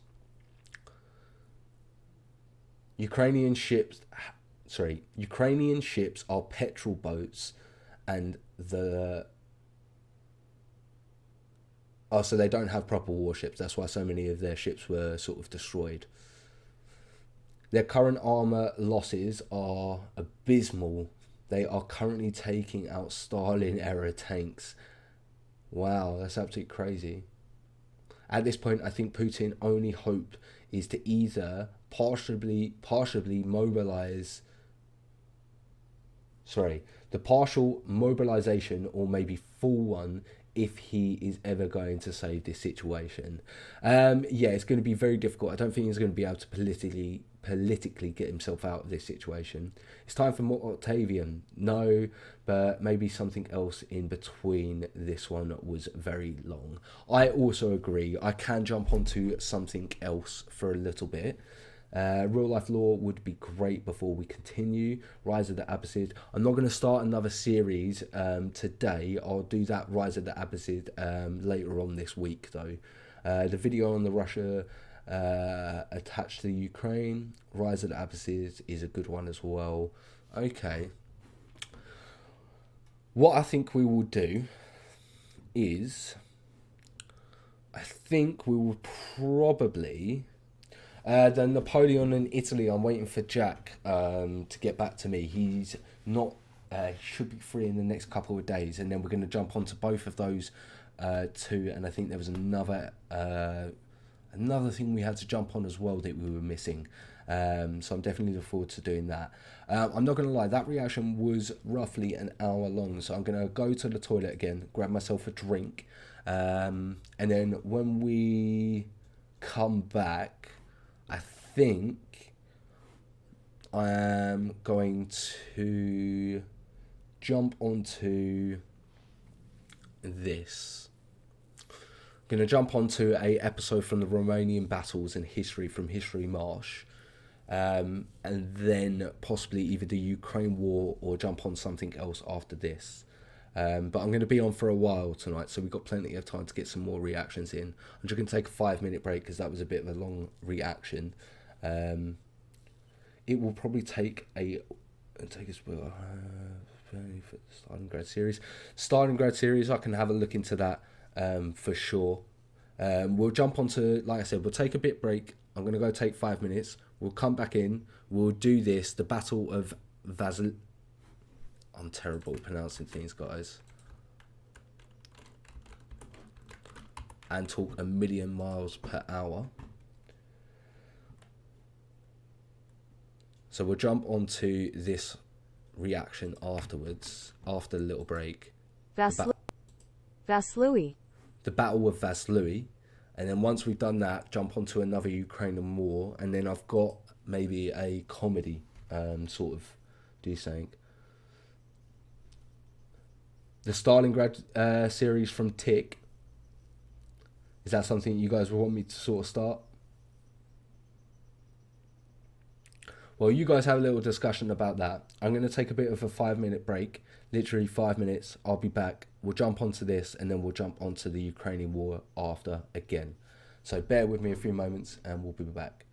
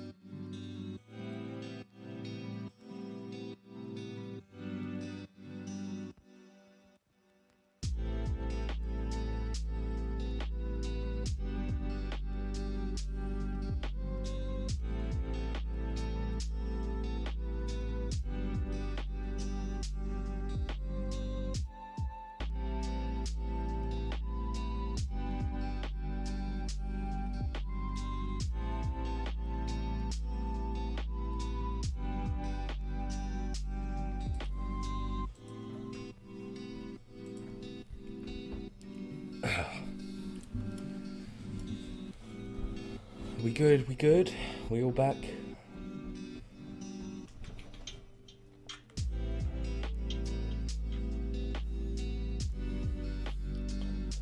How we all doing? We good? Yeah, I'll give that that Stalingrad series by Tick a watch at another point in time, probably on my own then, if you don't think that it's going to be a good reaction, because there's a lot of information, a lot of form of content. Lots of information within the content. There we go. I really struggle sometimes. Yo, Rudy, hope you're good.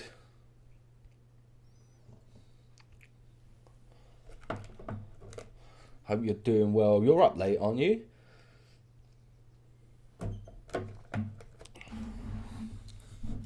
Okay. So,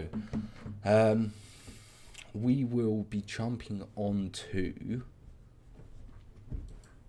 the Battle of Vaslui.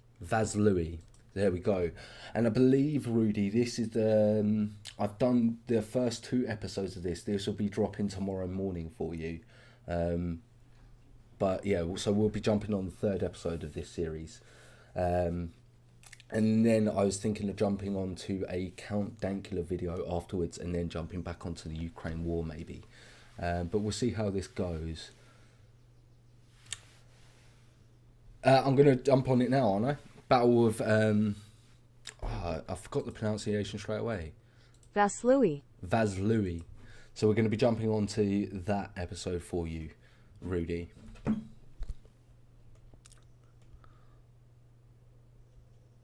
Perfect. Okay, so the Battle of Vaslui, 1475. Let's go.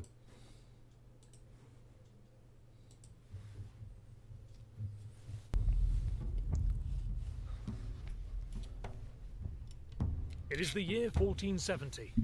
Although still far from being recognized as the superpower of its age. Why is by that, the late DZ? I'm 15th looking forward to century, finding out. The Ottoman Empire had a firm foothold in both Asia Minor and in Europe, where they had conquered most of the Balkan Peninsula and have extended their sphere of influence into the Carpathian region through a network of alliances and vassalships.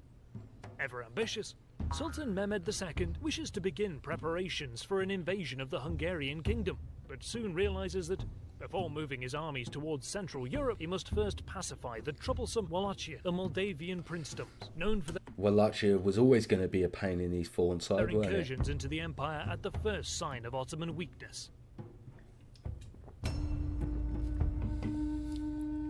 Come on, History Marsh, what you got in store for me today? Let's go.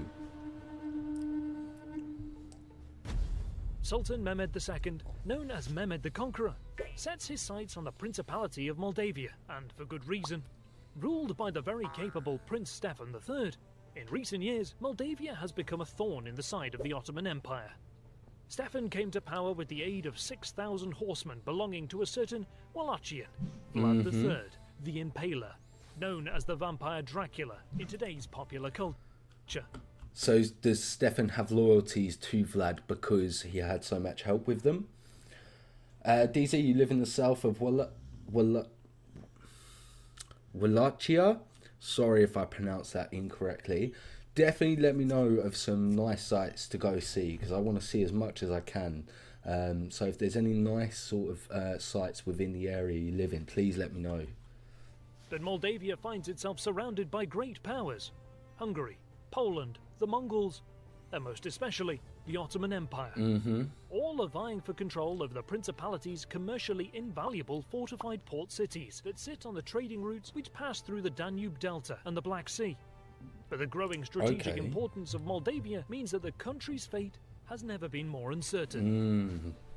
And once again, it's surrounded by some big enemies, isn't Stefan it? understands the difficult position his country is in, and, aiming to preserve its independence, he begins a tradition of entering into alliances with whomever is most useful to him. During the first decade of his reign, he declares that he wants peace with the Ottomans, and continues to pay tribute like his predecessor did. Meanwhile, he defeats the Hungarians and permanently stops their advance into Moldavia. Nice, Even taking securing parts of his Hungarian borders. territory in a stunning counterattack. Furthermore, he strengthens diplomatic ties with Poland and manages to fortify Moldavia's eastern border after soundly defeating a Mongol invasion. So he actually even defeated a Mongol invasion, which is impressive. He doesn't seem to be doing much with Vlad, even though Vlad, if I'm not mistaken, was the one who helped him get his position, right?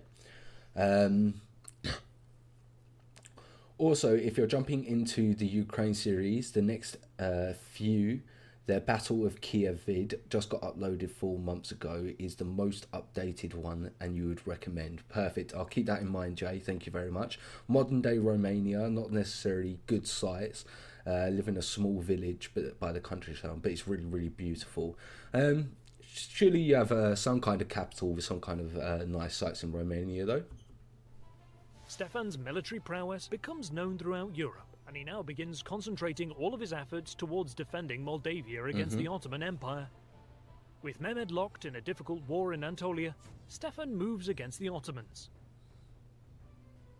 In 1470, he stops paying tribute and invades Wallachia. Okay. After 4 years of conflict, Stefan manages to install his protege, Basarab Leota, as the new Prince of Wallachia. So he actually goes against Vlad But there. Basarab's loyalty is short-lived, and he soon switches sides, reasoning that the powerful Ottoman Empire will better help him consolidate his rule. Still, even with Wallachia back in the Ottoman camp, in losing Moldavia, the Ottomans lost an important vassal to the north, which could jeopardize their control over the Danube Delta, as well as their ambitions to take control over Bessarabia. As you can imagine, Mehmed is none too pleased about all this, No, he's definitely and he not. gives He's his one-to-one fuming. vassal an ultimatum.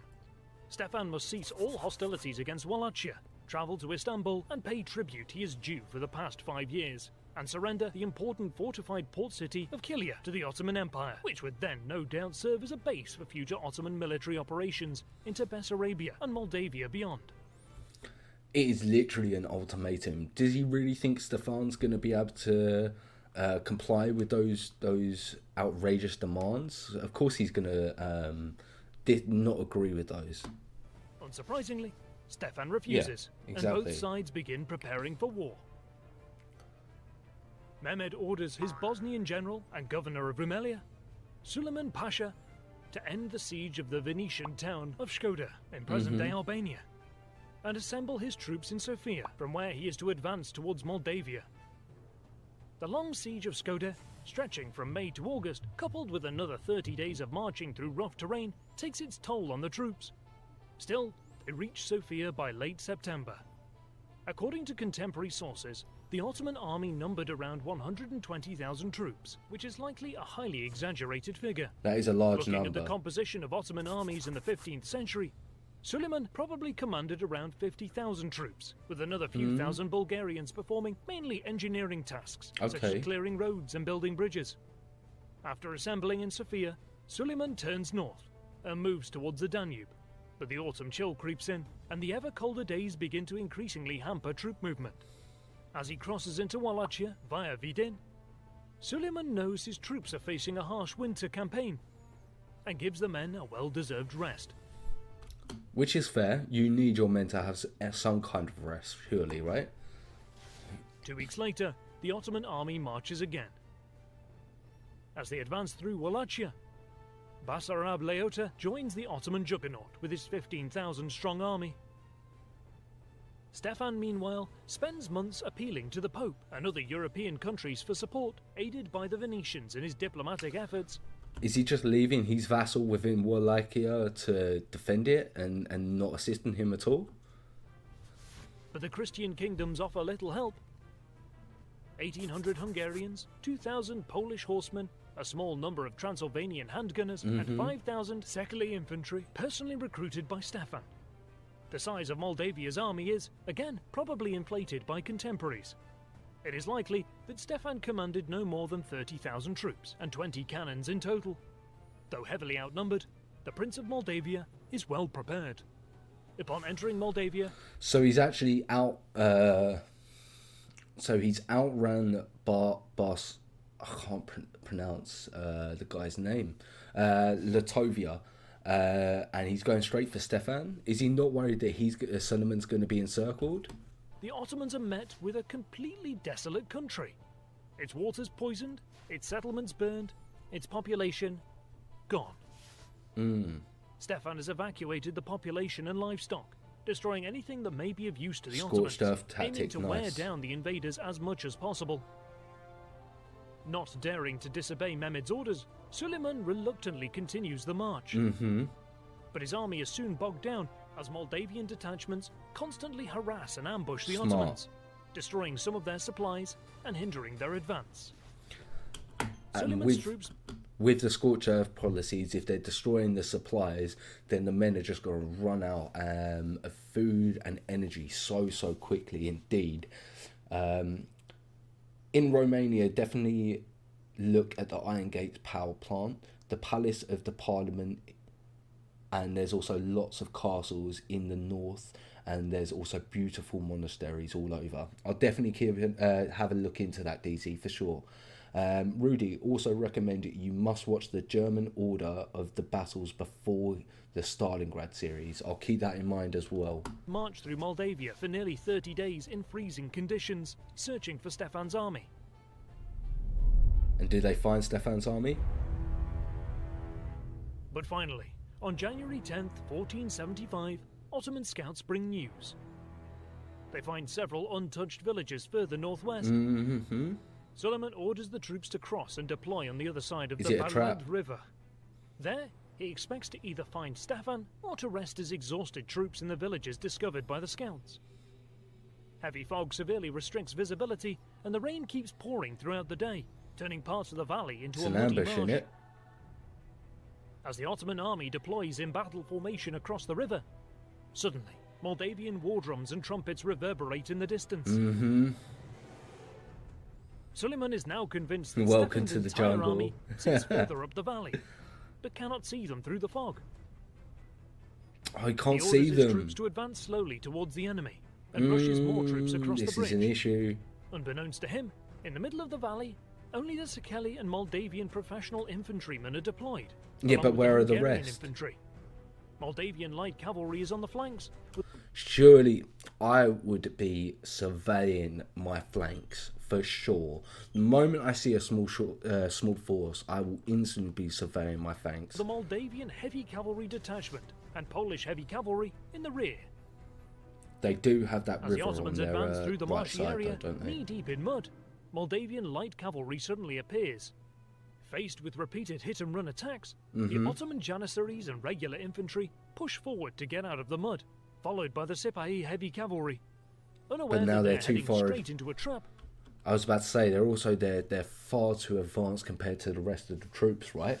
Stefan is believed to have won 40 battles in our tradition, and the Bull Monastery after each victory was declared a saint in the 2000s or 90s for protecting the Christian faith within your country. Also, could I check out countries that could be superpowers by... I'll definitely have a little look at that video for you, Al.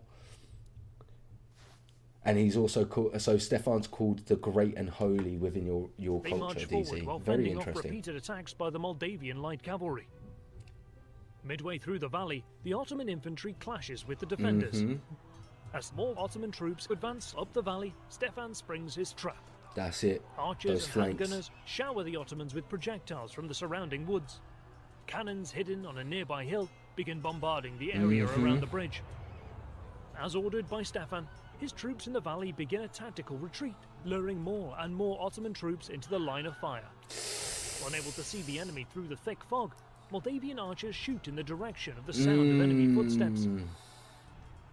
Helped by the rain of arrows, Sakeli troops manage to crush the Ottoman left flank, but are soon pressed hard by the heavy Sipahi cavalry. Not able to see what is happening in the valley, Suleiman throws everything he has at trying to reinforce the attack. But soon after, the bridge collapses under the weight of the troops, which nearly severs Ottoman lines of communication. The bridge is gone. There's like no room for a retreat, and also Basarab is also at the rear of Solomon as well. This is not looking good for him. Meanwhile, up the valley, Ottoman troops rout the Sakeli infantry and begin to envelop the defenders. But then, Stefan springs his final trap. More war drums and trumpets sound off west of the Ottoman left flank, More Expecting a troops. Moldavian attack from where the music is playing, Ottoman commanders scramble to turn their troops and form a line, which stops their momentum in pushing up the Is it just a valley. distraction? Unable to see through the fog, they hear the sound of drums and trumpets getting closer and closer. But the main Moldavian army is on the hill behind them, hidden in the trees. Oh, this is so smart. At that moment, Stefan plays his final move. With his elite Boyar heavy cavalry in the centre, Yo, Stefan has peasant pulled a infantry on the flanks, masterclass fight he here. charges down the hill into the exposed Ottoman rear. It's a crushing defeat for the Ottomans, right? Seeing the charge, panic erupts as the Ottomans think they are being attacked from 3 sides, and their troops break rank. In a chaotic headlong retreat, the Ottoman troops are chased down and slaughtered en masse by the Moldavian army. Basarab Leota flees from the battlefield without committing his troops. Well, he didn't need to, did he? Suleiman's position is soon flooded by fleeing soldiers.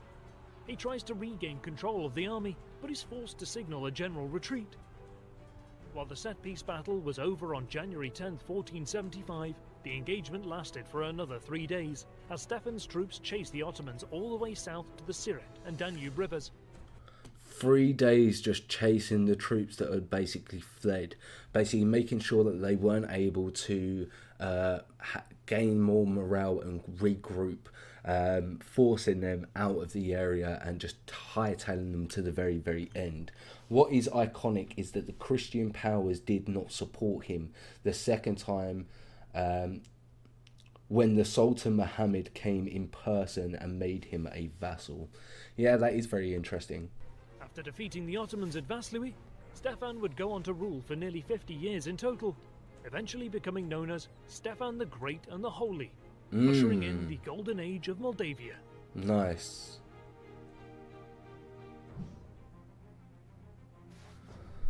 The Battle of Vaslui is arguably among the worst defeats that the Ottomans suffered during the long reign of Mehmed II. The only other more serious setback was the Sultan's personal humiliation at Belgrade in 1456. Very interesting. What a great episode by Epic History TV? History Marsh, as always. Wow, great. Also, I think you missed an episode on the Crusader by Kings and Generals. I probably, if it's the most recent one, I probably just haven't got to it yet. That's probably what it is. I recommend you watch the Tick History Operation Crusader, as this is his first Battlestorm series, and the episodes are 20 to 30 minutes long, so it is a good start before you start the Stalingrad series. I'll definitely keep an eye and have a look into it, Rudy, if I do start that series, for sure. For the next reaction, I was just thinking about doing a countdown killer video. I'm just relaxing a little bit for the next 30 to 40 minutes. The plot to assassinate Fidel Castro. What do we think? Should we give this one a little look?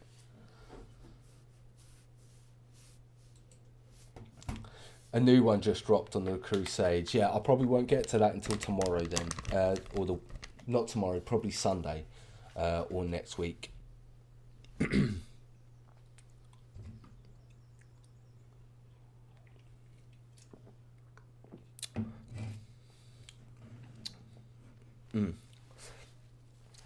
Sultan Mehmed was amazing, taking Constantinople at only 21, and probably could have taken Italy too if he had never died on the journey.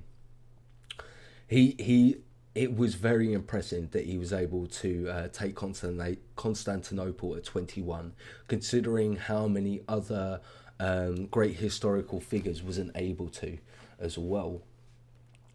From the look of it, Stefan was a Chad. It does seem like it indeed. Stefan seemed to be a very capable man, very capable historical figure as well.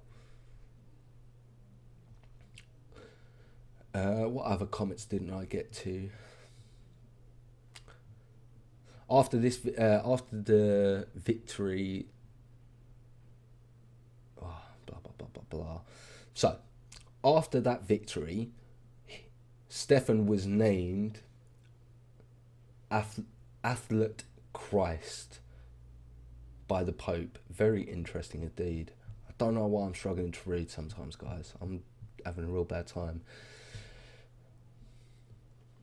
Yes, DZ. Afterwards, I will watch the real-life law video by the Russian attack to Ukraine. But what we'll do is we'll jump onto this and then I'll get onto that one afterwards. Stefan was indeed a Chad. It definitely seems like it. But what we will do is we'll start this next reaction, guys. So, we have Count Dankula, the plot to assassinate Fidel Castro. Let's go. Interesting is the black ops stuff that governments do. One thing that I find very interesting is the black ops stuff that governments do to protect their power from what they see as a threat. It's very interesting, and it's also interesting to when some of the files come out from the FBI to see what was actually true, some of those conspiracy theories we had. Stories can often be very scary when you see the great lengths that governments will go to and the extremely morally bankrupt things that they will do to get rid of someone that they don't like.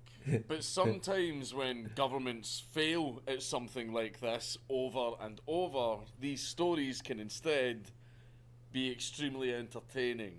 And what makes it even more entertaining is some of the Looney Tunes schemes that governments will pull to kill their target, and these schemes still failing. I'm looking forward to finding out how many of these schemes failed. Like when the CIA was trying to kill Fidel Castro.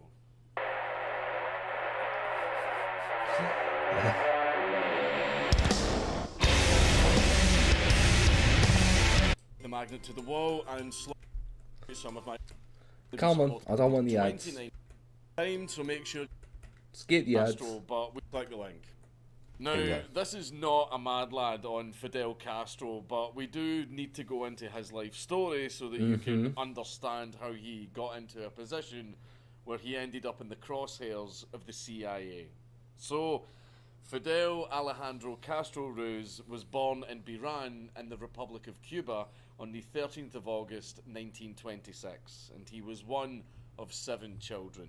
Fidel attended Roman Catholic boarding schools in Santiago de Cuba and then the Catholic high school Belen in Havana, where he proved to be quite an accomplished athlete. He was named Havana's outstanding schoolboy sportsman in 1943 and again in 1944.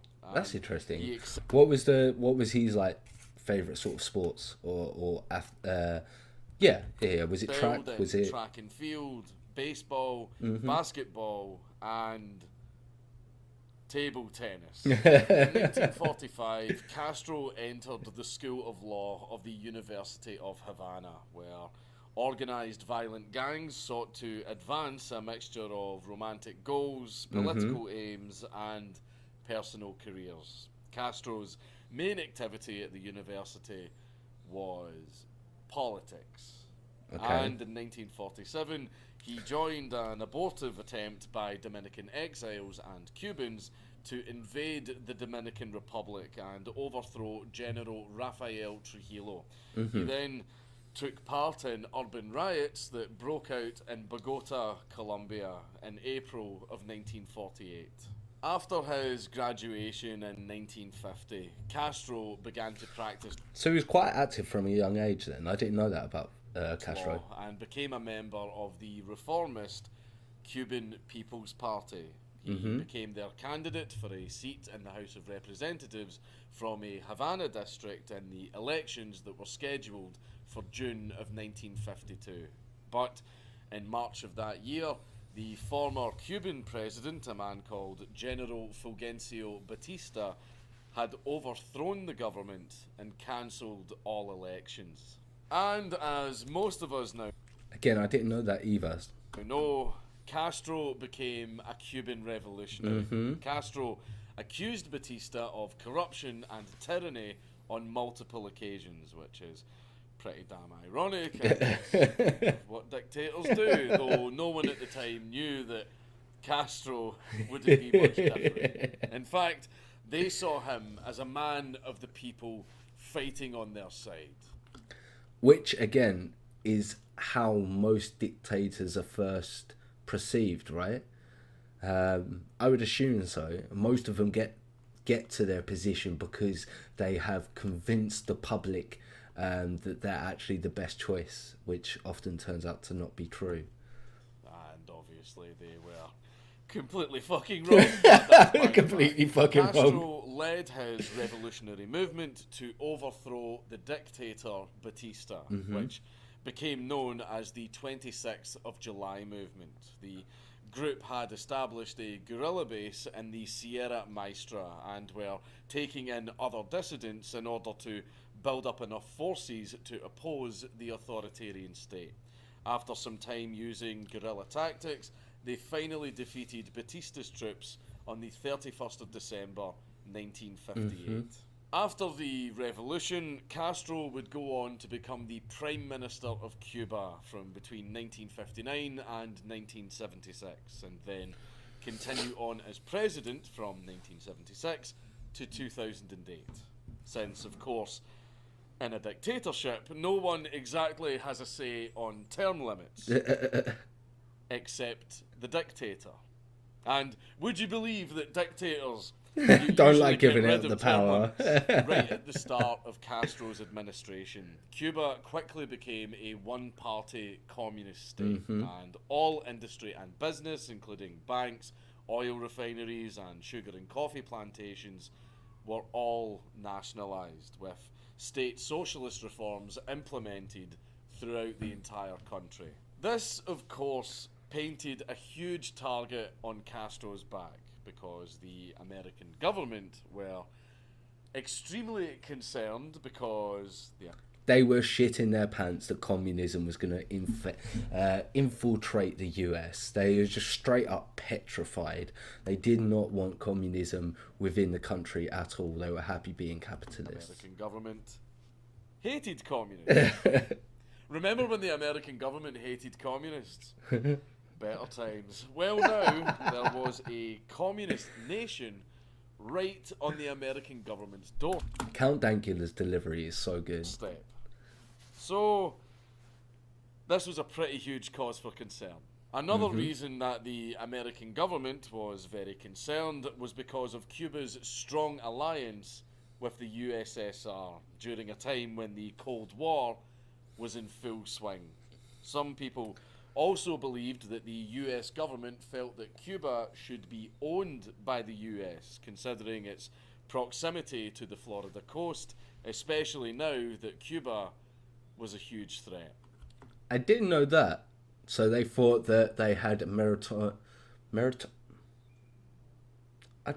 what am I trying to say there? They thought that because it was so close within the coast of the US that, like a certain island, may fall within the sort of proximity of the US. I didn't realise that was an argument going on between that sort of time.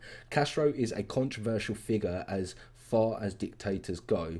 He was not that bad. The worst thing about him, I think, was his handling of the Cuban Missile Crisis. Okay. I can't really talk too much in regards to Castro because I don't know enough about him. Obviously, yeah, it really wasn't sort of covered. The only sort of information I've got is in regards to the Cuban Missile Crisis, but he didn't seem to be too involved in that. That was mainly the Russians and the Americans, and he was sort of just a puppet within that sort of that situation that outplayed. It seemed that it come across to me. So I definitely have to look into Castro's actual whole life to sort of get a measure if he was a dictator. Everyone wanted Castro's head. And if you think having the American government desperately after you was bad enough, Castro had also pissed off another group of people that you simply just did not fuck with. Who's that? The Cosa Nostra, better known as the Mafia. Oh, Castro had derailed the... Was it the Mexican? Because they were shipping through Cuba. Mob's plans in Cuba, and high-profile organised crime figures such as Mayor Lansky and Santo Traficante Jr. were hit the hardest, as they had made huge investments in Cuba to expand the Mafia's enterprise. And Castro had fucked all of that up. Lansky was actually on Batista's payroll as the dictator's casino gambling advisor. And he had also just spent millions of dollars on his masterpiece gambling resort called the Hotel Riviera. The mob, which I'm assuming is in Cuba, and now Fidel wants that to be communized, so he wants a stake from it, right? Invested so much money in Havana that they had built a tourism destination that rivaled Las Vegas. However, casinos and luxury resorts are something that communist Castro viewed as the pinnacle of capitalist hedonism and opulence. So he's not even going to try and take a percentage. He just doesn't want them to run at all. So that made them something that had to be destroyed. The morning after Castro took office, his rebels and their supporters took to the streets of Havana and trashed a number of the resorts. Slot machines were smashed and burned in the streets, windows were shattered, and the biggest act of disrespect was saved for the Riviera. The rebels brought in a truckload of pigs and set them loose in the lobby of the hotel and the casino. What? At least, like, come on. If you're going to do it properly. Blow the thing up. Don't just let a bunch of pigs in there and just make it messy. Blow the thing up. Tracking mud all over the place and relieving themselves all over Lansky's pride You would be and joy. fucking fuming, though. You'd be fuming if you build this casino and this hotel. You come in and there's just pig shit everywhere. You'd be fucking fuming. So yeah, the mafia were extremely pissed off. So here we have two groups that would scare the shit out of anyone. The targeted CIA by and the mafia US after you. government and the mafia. Technically both mobs when you think about it. Both mobs indeed. Like I said, Count Dankula's delivery is so Now, good. The US government and the mafia really did not get along, you know, you may have heard. But both of them had an understanding of the old saying, the enemy of my enemy is my friend. And this marks the beginning of these hilarious harebrained schemes. The US government teamed up with the mafia to assassinate Fidel Castro. Oh my god, that's jokes. And how many times did they fuck it up? I can't wait. That's hilarious. And these weren't just normal, everyday, run-of-the-mill mobsters. Two of them were on the FBI's top 10 most wanted list. But the... You're on the FBI's top 10 wanted list and you're working with the CIA. How risky and how close to getting incarcerated do you want to be? They must have hated Fidel. They must have hated him to work with the CIA. That's jokes. Two of the mobsters were on the top 10 FBI wanted list. It sort of shows you that they probably could get half of these people if they wanted to. They just don't. The American government, of course, decided to give them a little bit of a pass for the time being so that both of the groups could focus on more pressing matters.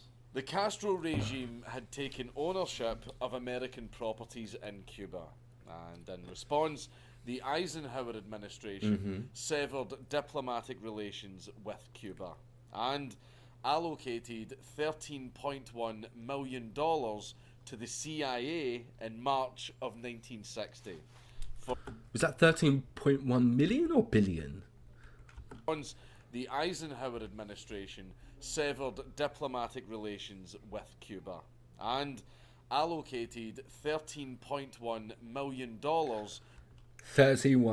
$13.1 million just to kill Fidel. To the CIA in March of That's 1960 outrageous. for use in their campaign against Castro. The CIA at this point was sort of in its toddler stage and was just learning the ropes of being Interesting. a black ops intelligence agency. And when you are a beginner, you tend to make a few mistakes. So these are some of the first operations the CIA done. That's The so CIA interesting. now knows that hiding behind the curtain and being an invisible guiding hand is usually the best way to start any operation. But back then, they hadn't really learned that yet. So, right off the bat, they jumped immediately into the direct and out in the open approach. With the aid of Cuban counter-revolutionaries, the CIA proceeded to organize a full-on invasion of Cuba. Cuban exiles travelled to the US and formed the counter-revolutionary military unit Brigade 2506.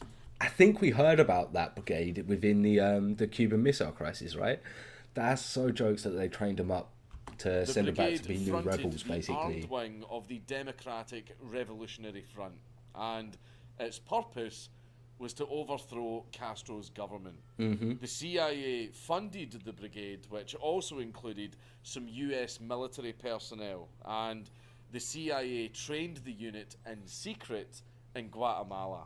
Now, why would Cuban people want to rise up against Fidel Castro? After all, I thought that communist dictatorships were supposed to be amazing places to live. Yeah, absolutely amazing. Keep thinking that. Well, it turns out that life in Cuba had become absolutely horrendous. In Cuba, 1961 was supposed to be the year of education. However, it quickly became known as the year of the firing squad. Cuba's agrarian reform chief, a man named Antonio Nunez Jimenez, made a speech to a crowd of gun-toting militiamen. Where he said, "We will erect the most formidable execution wall in the history of humanity." What? Apparently, these executions were televised, and people would go and watch them live, with people even selling candy and drinks in the crowd. Crazy different time. Crazy different time. Imagine just being so bored that you call up your pal, like, Jack, yeah, there's a televised shooting and assassination and, like, death squad. Do you want to go grab a couple of drinks and we'll go watch it? Yeah, cuz it'll be 20 minutes and just making your way down there. Like, that's crazy to me. That's stupid. Like they were at the fucking movie theatre. Yeah. So yeah, it turns out that communism's fucking horrible. Yeah, I know. Yeah. Who fucking thought about it? Who knew communism was going to be shit? Knew. And a lot of Cuban patriots wanted to rise up against this. Revolutions are very, very messy indeed, DZ.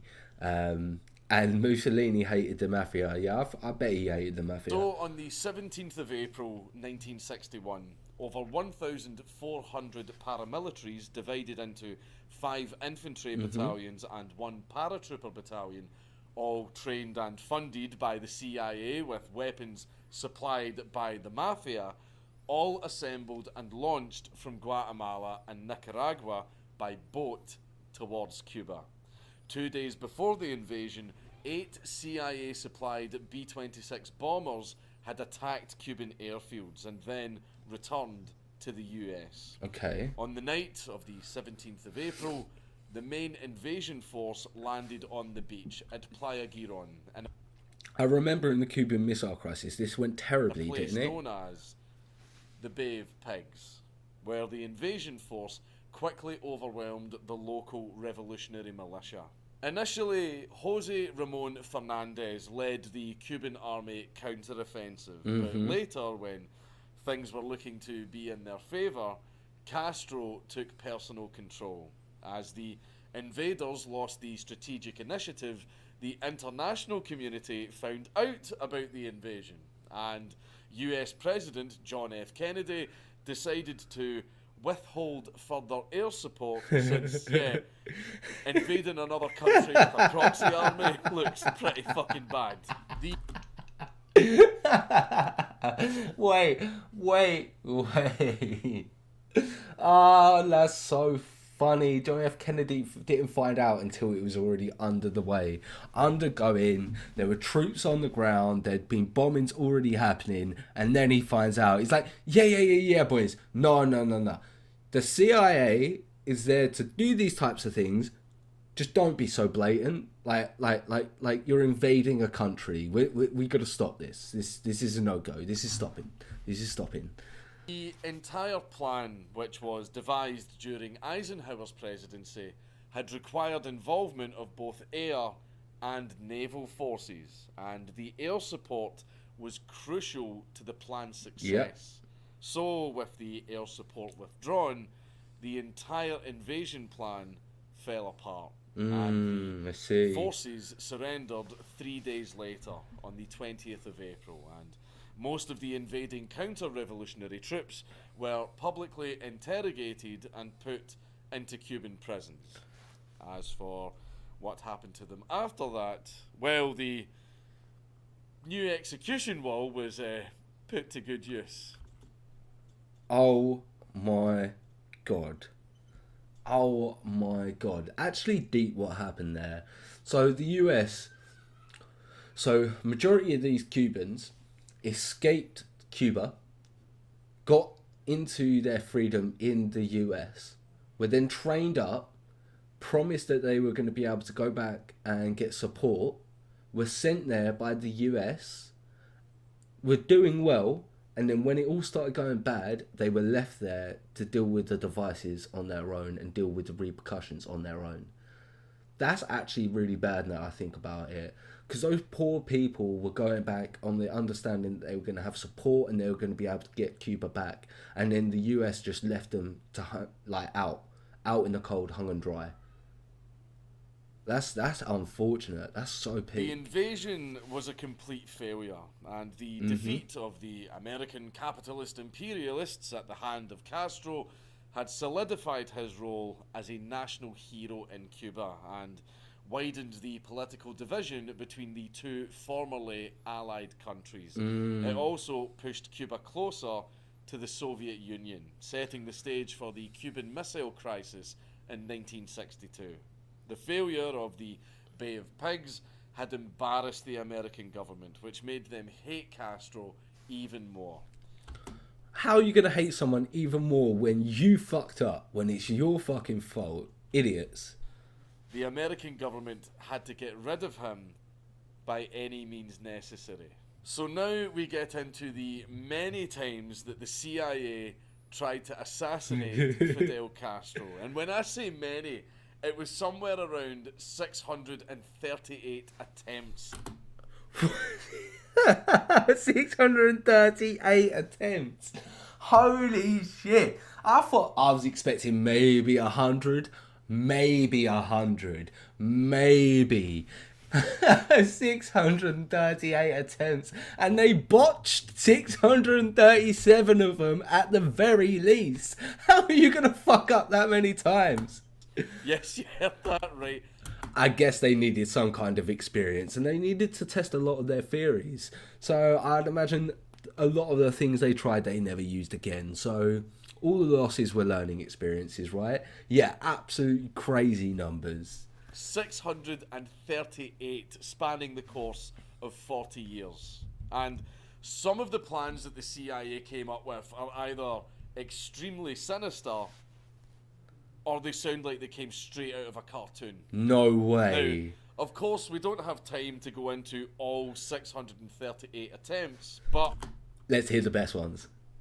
We can talk about some of the more major ones and, of course, the funny ones. Initially, the attempts weren't on Castro's life, but on his character. America's intelligence services tried methods to undermine the leader's public image as a charismatic speaker and powerful leader. So, in the 1960s, the CIA planned to sabotage Castro's speeches by spraying his broadcasting studio with LSD in the hopes that he would start hallucinating and freak out while he was broadcasting live. I mean, CIA, come spray up my house with LSD. I'll take a free trip and free drugs any day of the week. Like, this ain't a punishment. What, I got to do an interview and I start tripping out? I'm going to look better than anything else. I'll probably look more intelligent being fucking high and hallucinating than I do usually. Come on, that's jokes. Do they really think that was going to work? Though this idea was dropped, because not only is it a fucking stupid idea, but it would have been very hard to contain the chemical. And not just Castro, but everyone in the immediate area would have been affected. So, could you imagine? The crew gets up there, they start setting up their cameras. 10 minutes in, the manager just looks at the director and just goes, oh no. Oh no. And it all just kicks in. They all start tripping bollocks. That's fucking jokes. Oh my god. That would have been one hell of an interview. They were all just tripping off their nuts. They would have all realised that something funny was going on. So the CIA had to continue to look for other options. So we can get into the method of assassination that most of you have no doubt heard of. I have not. Castro's cigars. Fidel loved his cigars, which you will see him smoking in pretty much every single picture of him. Cuban cigars are highly regarded all over the world, so there was no doubt a sense of pride for Fidel in smoking them. And that makes sense. They're the best cigars in the world. You are Cuban, so you want to wear that with pride. Sort of a cultural thing. The early plot was to spike the dictator's cigars. At this point, the plan was only to spike them with something non-lethal, like adding a chemical that would cause hallucinations, most likely LSD. Again, hoping... Mate, CIA, if you're giving free drugs, give them to me. ...that he would smoke one before delivering one of his marathon speeches so that he would come across to his people as deranged and unhinged. Look, I'm really not sure why, but for some reason, during the 60s, the CIA was absolutely obsessed with LSD. The CIA...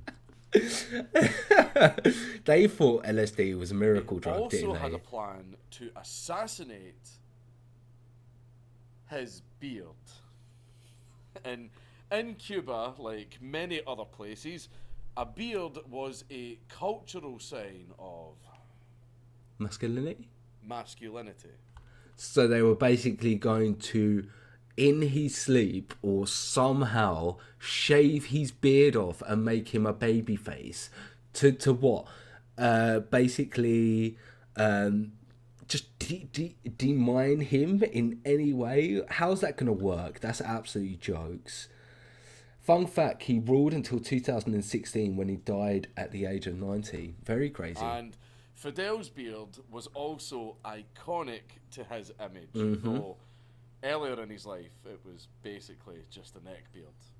But despite that, the CIA wanted Fidel's hair to fall out, giving him the appearance of a young boy, which is not a very good look for a powerful dictator.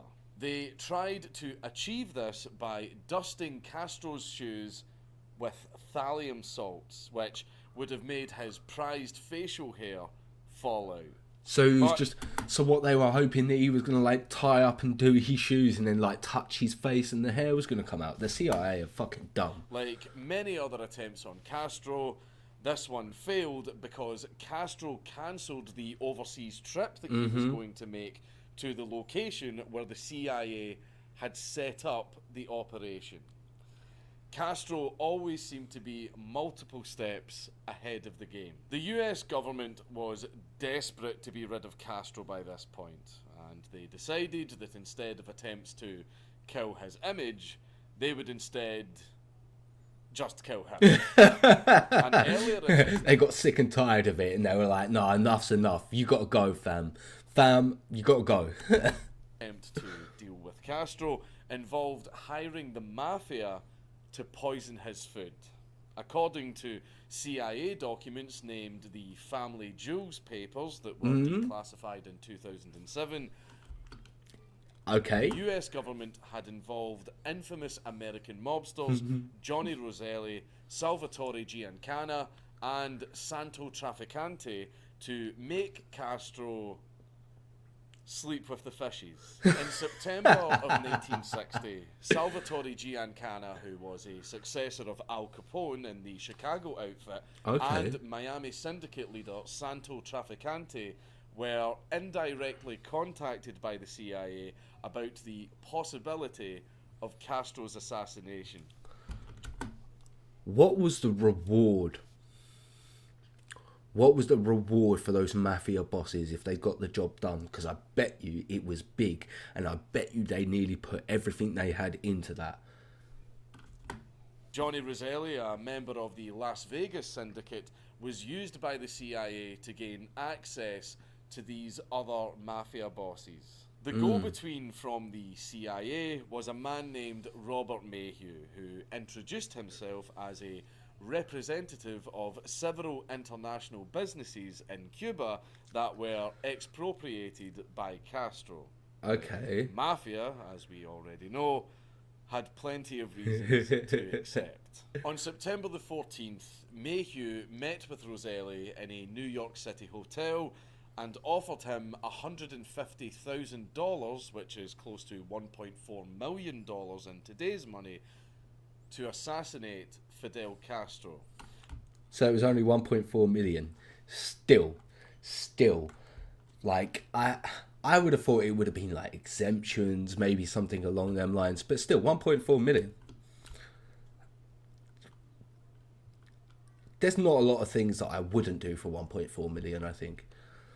Present at the meeting was James O'Connell, who identified himself as Mayhew's associate, but he was actually the chief of the CIA's Operational Support Division. The declassified documents didn't reveal it.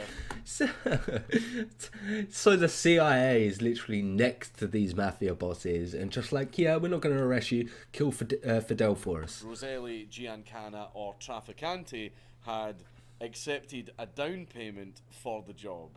But that was only a down according payment. to the CIA files, it was Giancana who suggested using poison pills as a means to spike Castro's food and drink. The pills were then manufactured by the CIA's Technical Services Division, and they were given to Giancana's nominee, a man named Juan Orta. Giancana recommended Orta to be an official in the Cuban government, which would give him easy access to Fidel Castro. They were going in deep for this assassination. How did this one not work? Unsuccessful attempts to introduce the poison into Castro's food, Orta quickly got cold feet and demanded to be released from the mission, which was then handed over to another unnamed participant. The second attempt was mounted through Giancana and Trafficante using a man named Dr. Anthony Verona, the leader of the Cuban exile junta, who had, according to Trafficante, become disaffected with the apparent ineffectual progress of the junta. Verona requested $10,000 in expenses and $1,000 worth of communications equipment. However, it is unknown how far the second attempt went. Why? What happened? The attempt was cancelled for unknown reasons. Interesting. Had some kind of supernatural luck, because this would be one of the many times that the assassination attempts against him would fail. People either got cold feet, the CIA would abandon their convoluted, ridiculous plans, because they knew it weren't going to work, because they're fucking useless. The CIA is absolutely useless. Normal assassinations go for as much as 50,000 to 100,000, so 1 million is not that bad at all. It is in really poor areas can only be a few thousand. I agree, yeah. In poor areas it would be a lot less, for sure. Was just 10 steps ahead. Another plot by the CIA was to spike Castro's cigars with something much more lethal. Something that was called botulinum toxin, which was strong enough that it would kill anyone simply putting one of the cigars anywhere near their lips. No cigars way. You don't even have to inhale anything. Literally just have it onto your lips and you will die. That is scary. That is worrying. Delivered to an unidentified person, but it is unclear what happened to them after that. Did the assassin get cold feet? Was the plot uncovered? We just simply don't know. But we know that the cigars never reached Fidel Castro. Because he's alive. he was still alive. And one of the most well-known attempts made on Castro's life was when the CIA had apparently replaced one of his cigars with an explosive replica, hoping that Castro would light it up and it would explode in his face, killing him. They just wanted this guy dead. They didn't care how brutal it was. They didn't care if it was a smart plan or not. They needed to try everything. Like I said a bit earlier, the CIA had only just been opened up, so they really needed to try every single trick in the book to see what worked and what didn't work. Now, although many of you have probably heard of this one, and a lot of you probably believe it, the exploding cigar was most likely just a myth, based on other cigar-related attempts. Though it really isn't too far-fetched when you think about all the other crazy shit that the CIA tried to pull. So maybe the exploding cigar was an idea that was considered, but it looks like it was never actually attempted. However, it still turned into a bit of an urban legend. Castro seemed to be aware that the CIA was trying to pull some shit with his cigars. So Castro eventually created his own brand of cigars called Cohiba, which he established in 1966 as a limited production private brand which supplied exclusively to Fidel Castro and other high-level officials in the Communist Party of Cuba. I bet you that brand was worth money. So, because the cigar manufacturing process and the cigars themselves were now under heavy lockdown, tampering with Castro's cigars became very difficult and frankly not impossible. worth the time or money to the CIA. So they had to look for other options. And that is when they discovered Castro's love of the sea. The CIA had devised yet another elaborate plan as intelligence officials found out that Castro loved scuba diving. Oh, okay. Scuba diving, of course, is very dangerous. That's an interesting hobby to have, especially as a dictator. I don't know why that's confused me so much. I was not expecting him to enjoy scuba diving so much. Even if you know what you're doing. And with scuba diving, accidents happen all the time. So this would be a perfect opportunity to kill Castro, but also... How though? How are you going to get to this man if he's scuba diving? Will not arouse too much suspicion.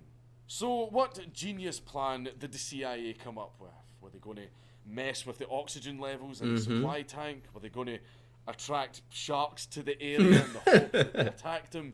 Maybe they were going to have some Navy SEALs lying in wait under the ocean just to physically drown him while he was underwater and no one could see.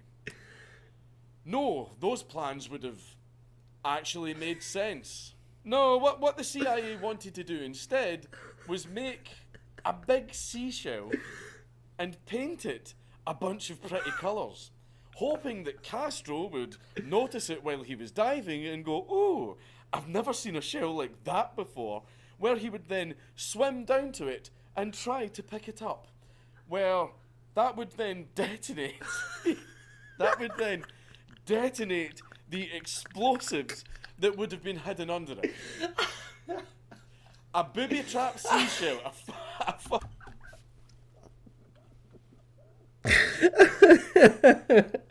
A booby-trapped fucking seashell. What the fuck?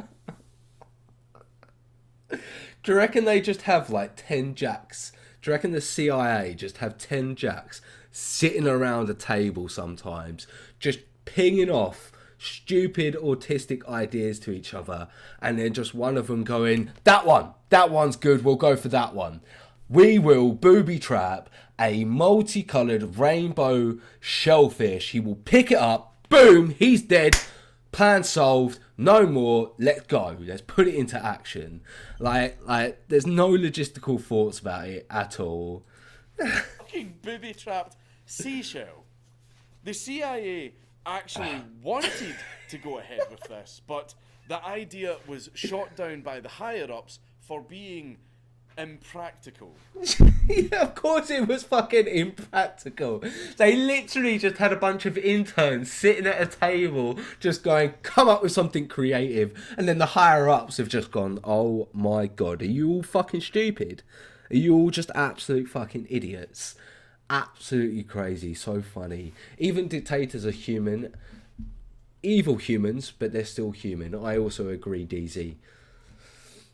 And then what the CIA should have done is immediately fire the arsehole that came up with that idea. Please tell me they fired the idiot that come up with the idea. Done is immediately fire the arsehole that came up with that idea. The CIA, however, were still going to try to kill Castro at sea, but this time with a much more sensible plan, which was to poison his scuba suit and breathing apparatus with a fungus that would cause a debilitating respiratory illness, which most likely would kill him. Oh, okay. If Makes it sense. didn't, it would still put him out of commission for a very long time. The poisoned suit and breathing gear was meant to be given to Castro by an American lawyer named James Donovan, who had been involved in hostage negotiations with Castro, and the two had developed a relationship. Okay, And very interesting. there are two versions of what happened next. One version says that Donovan wimped out at the last second and gave Castro a different suit to the infected one. And the other version, told by Richard Helms, who later became CIA director, said that the suit never even left the CIA laboratory because the whole plan was, in his words, cockeyed. The CIA had to literally, like, there was no actual logistic plan for it. It was all going to be fucked up. scale down their plans from these Looney Tunes schemes and decided to try to kill Castro using a hypodermic needle concealed inside a ballpoint pen. Something a lot more fitting to a secret agent intelligence agency instead of LARPing as Wile E. Coyote. The needle on the ball tip pen is literally how you would expect the CIA to actually operate. So it took them some time to learn what they needed to do. It's absolutely crazy, some of these first assassination attempts they tried. Would be so fine that Castro wouldn't even notice the insertion. A later report said that the needle was to be rigged with poison and injected into Castro by a high-ranking Cuban official who was in secret talks with the CIA. Yep. However, the Cuban official thought that the device was shit. And he complained to the CIA, saying that surely they could come up with something a little bit more sophisticated. This assassination attempt also suffered very bad timing because the official was given How the so? pen on November the 22nd, 1963, which was the date of John F. Kennedy's assassination. So the CIA were very busy that day. Mm-hmm. What were they busy with? Well, who knows? Maybe that'll get declassified one day. And maybe it will. March of 1961, CIA officer Richard Bissell had managed to smuggle a vial of poison to a restaurant employee in the Havana Hilton, with the idea being that he would pour it into Castro's milkshake the next time the dictator stopped by. Which he did regularly for milkshakes, since Castro had this like really weird major obsession with milk and other dairy products. Like like Castro's obsession with milk and dairy could get its own video. I'm now interested. How is he so fixated on milk? Just that in its own. Like, Castro even wanted to create a new breed of dog-sized mini cow so that every household in Cuba could have milk whenever they wanted it. But let's...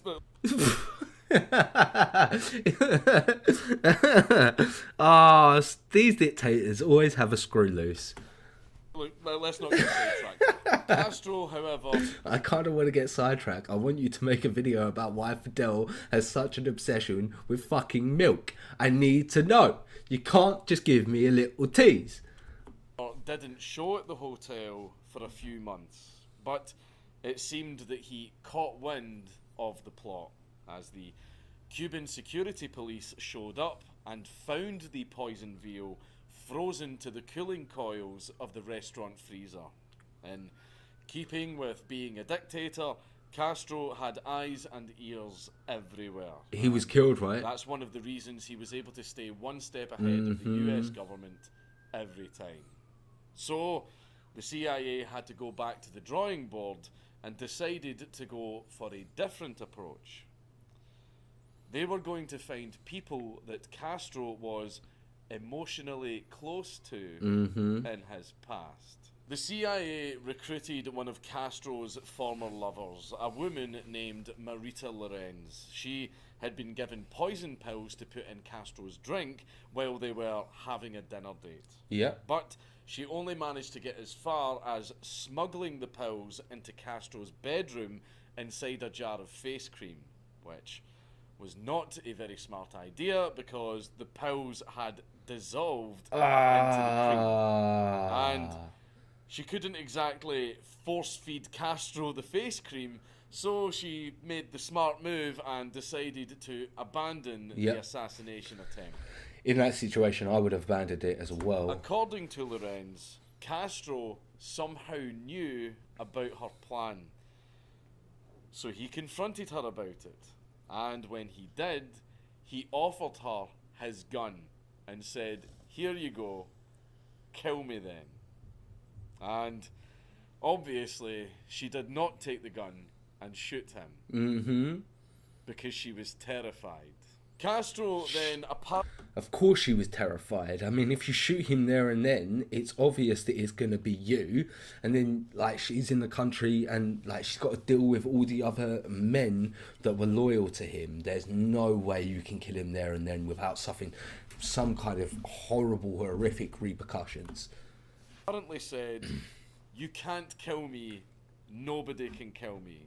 And he smiled while chewing on his cigar. She said that she felt completely deflated because Castro was so confident and knew that she wouldn't kill him. And then they had sex. Yeah. What? Like, most couples usually have angry sex after one almost kills the other. Of course, many of the other attempts on Castro's life are still under redaction and have not yet been released to the public. The last known attempt was in the year 2000 when a plan was hatched to put 90 tons of explosives under a podium where he was due to speak in Panama. 90 tons of 90 explosives tons for just one man. 90 tons. 90 tons. That's ridiculous. That's overkill. That's outrageous. Though, due to Castro's many eyes and ears, the plot was foiled by his security team, which managed to pull him out of the area quickly before anything could happen. But there was one thing that did manage to get close to Castro and deal some damage. And it wasn't the CIA, it wasn't rebels, it wasn't militants, and it wasn't a jilted lover. It was a step.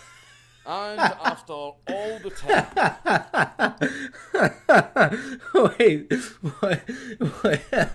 What, he just tripped over? It was a step. And after all the time, effort and money put into killing Fidel Castro, on the night of the 25th of November 2016, at the age of 90, Fidel Castro passed away. The exact cause of death was not disclosed though, and Some believe it may have been an assassination attempt that was finally successful. At the age of 90, it's too far gone. There's no way they continued. Once he hit a certain age, they probably went, he's not got long left, we just need to leave him now. And the Cuban government just said natural causes so that no one would get demoralised and the Cuban government wouldn't look weak for letting its leader be assassinated. But the most likely explanation is when a man is 90 years old and is still drinking 10 milkshakes and smoking 20 cigars a day, I think it's safe to say that the death might be self-inflicted. Fidel's brother, President Raul Castro, confirmed the news of Fidel's death in a brief speech. His death came 9 months after his older brother, Ramon, died at the age of 91 in February. Fidel Castro was cremated on the 26th of November 2016, and his funeral procession travelled 560 miles along the island's central highway from Havana to Santiago de Cuba. And after 9 days of public mourning, his ashes were entombed in the Santa Ifigenia Cemetery in Santiago de Cuba. Now, Fidel Castro was a fucking horrible tyrant. He was an awful person. But you can imagine how stressful it must be when every single day you have to look around every corner, check every bite of food, every sip of drink, and also not being able to trust those closest to you in case they had turned CIA informant. That can have... That pressure would just put such a strain on your mental, just on your mental in general. Could you imagine having to be that paranoid for your whole entire life? A severe mental effect on a person, which Castro, in my opinion, absolutely deserved. But when the person suffering from that is a dictator with a lot of power, that kind of thing can lead to very bad things for the country's people. So personally, I think what the CIA did made life a lot harder for the Cuban people, because shit flows downhill. But what is... Do you know what? Count Dankula with a very good point there.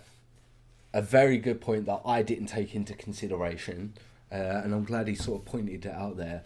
Were all those failed assassination attempts and all the meddling from the CIA actually cause more issues for the Cuban people? Because like he said, shit rolls downhill. So the more issues you're causing and providing Fidel means the more harsh he's going to act upon the people below him, because the more scared he is. Very good point Count Dankula has put up there, and definitely something we should all think about. It's just truly funny.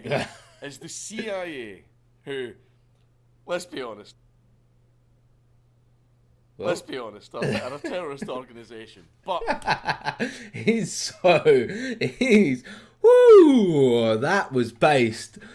was so based and true. The CIA is basically a terrorist organisation. True. The CIA spent tens, possibly hundreds of millions of dollars on over 600 attempts to kill a man through a bunch of harebrained, wacky cartoon schemes, only to have every single one of them fail, and for their target to instead die naturally at the ripe old age of 90. Now that's comedy. Mate, as Fidel, I bet he was sitting all... Because he must have known that they were after him. I bet he was so smug it never happened. Hey, it's just us now. It's just you and me. It's just you and me. Right now, I know that the videos for this month, I've only uploaded 3 videos this month, and they've all been kind of major. You know. Oh, is this actually a part of the video? The reason for that is I'm taking time off this month for the holidays so that I can be with my family. That was an absolute nightmare to set up. However, there won't just be mad lads as well. It was a great reaction. I thoroughly enjoyed it. I think he's just sort of talking about his bit personal life there. But what a great video by Count Dankula always hits his target with his comedy. It's a bit of me. I thoroughly enjoyed it.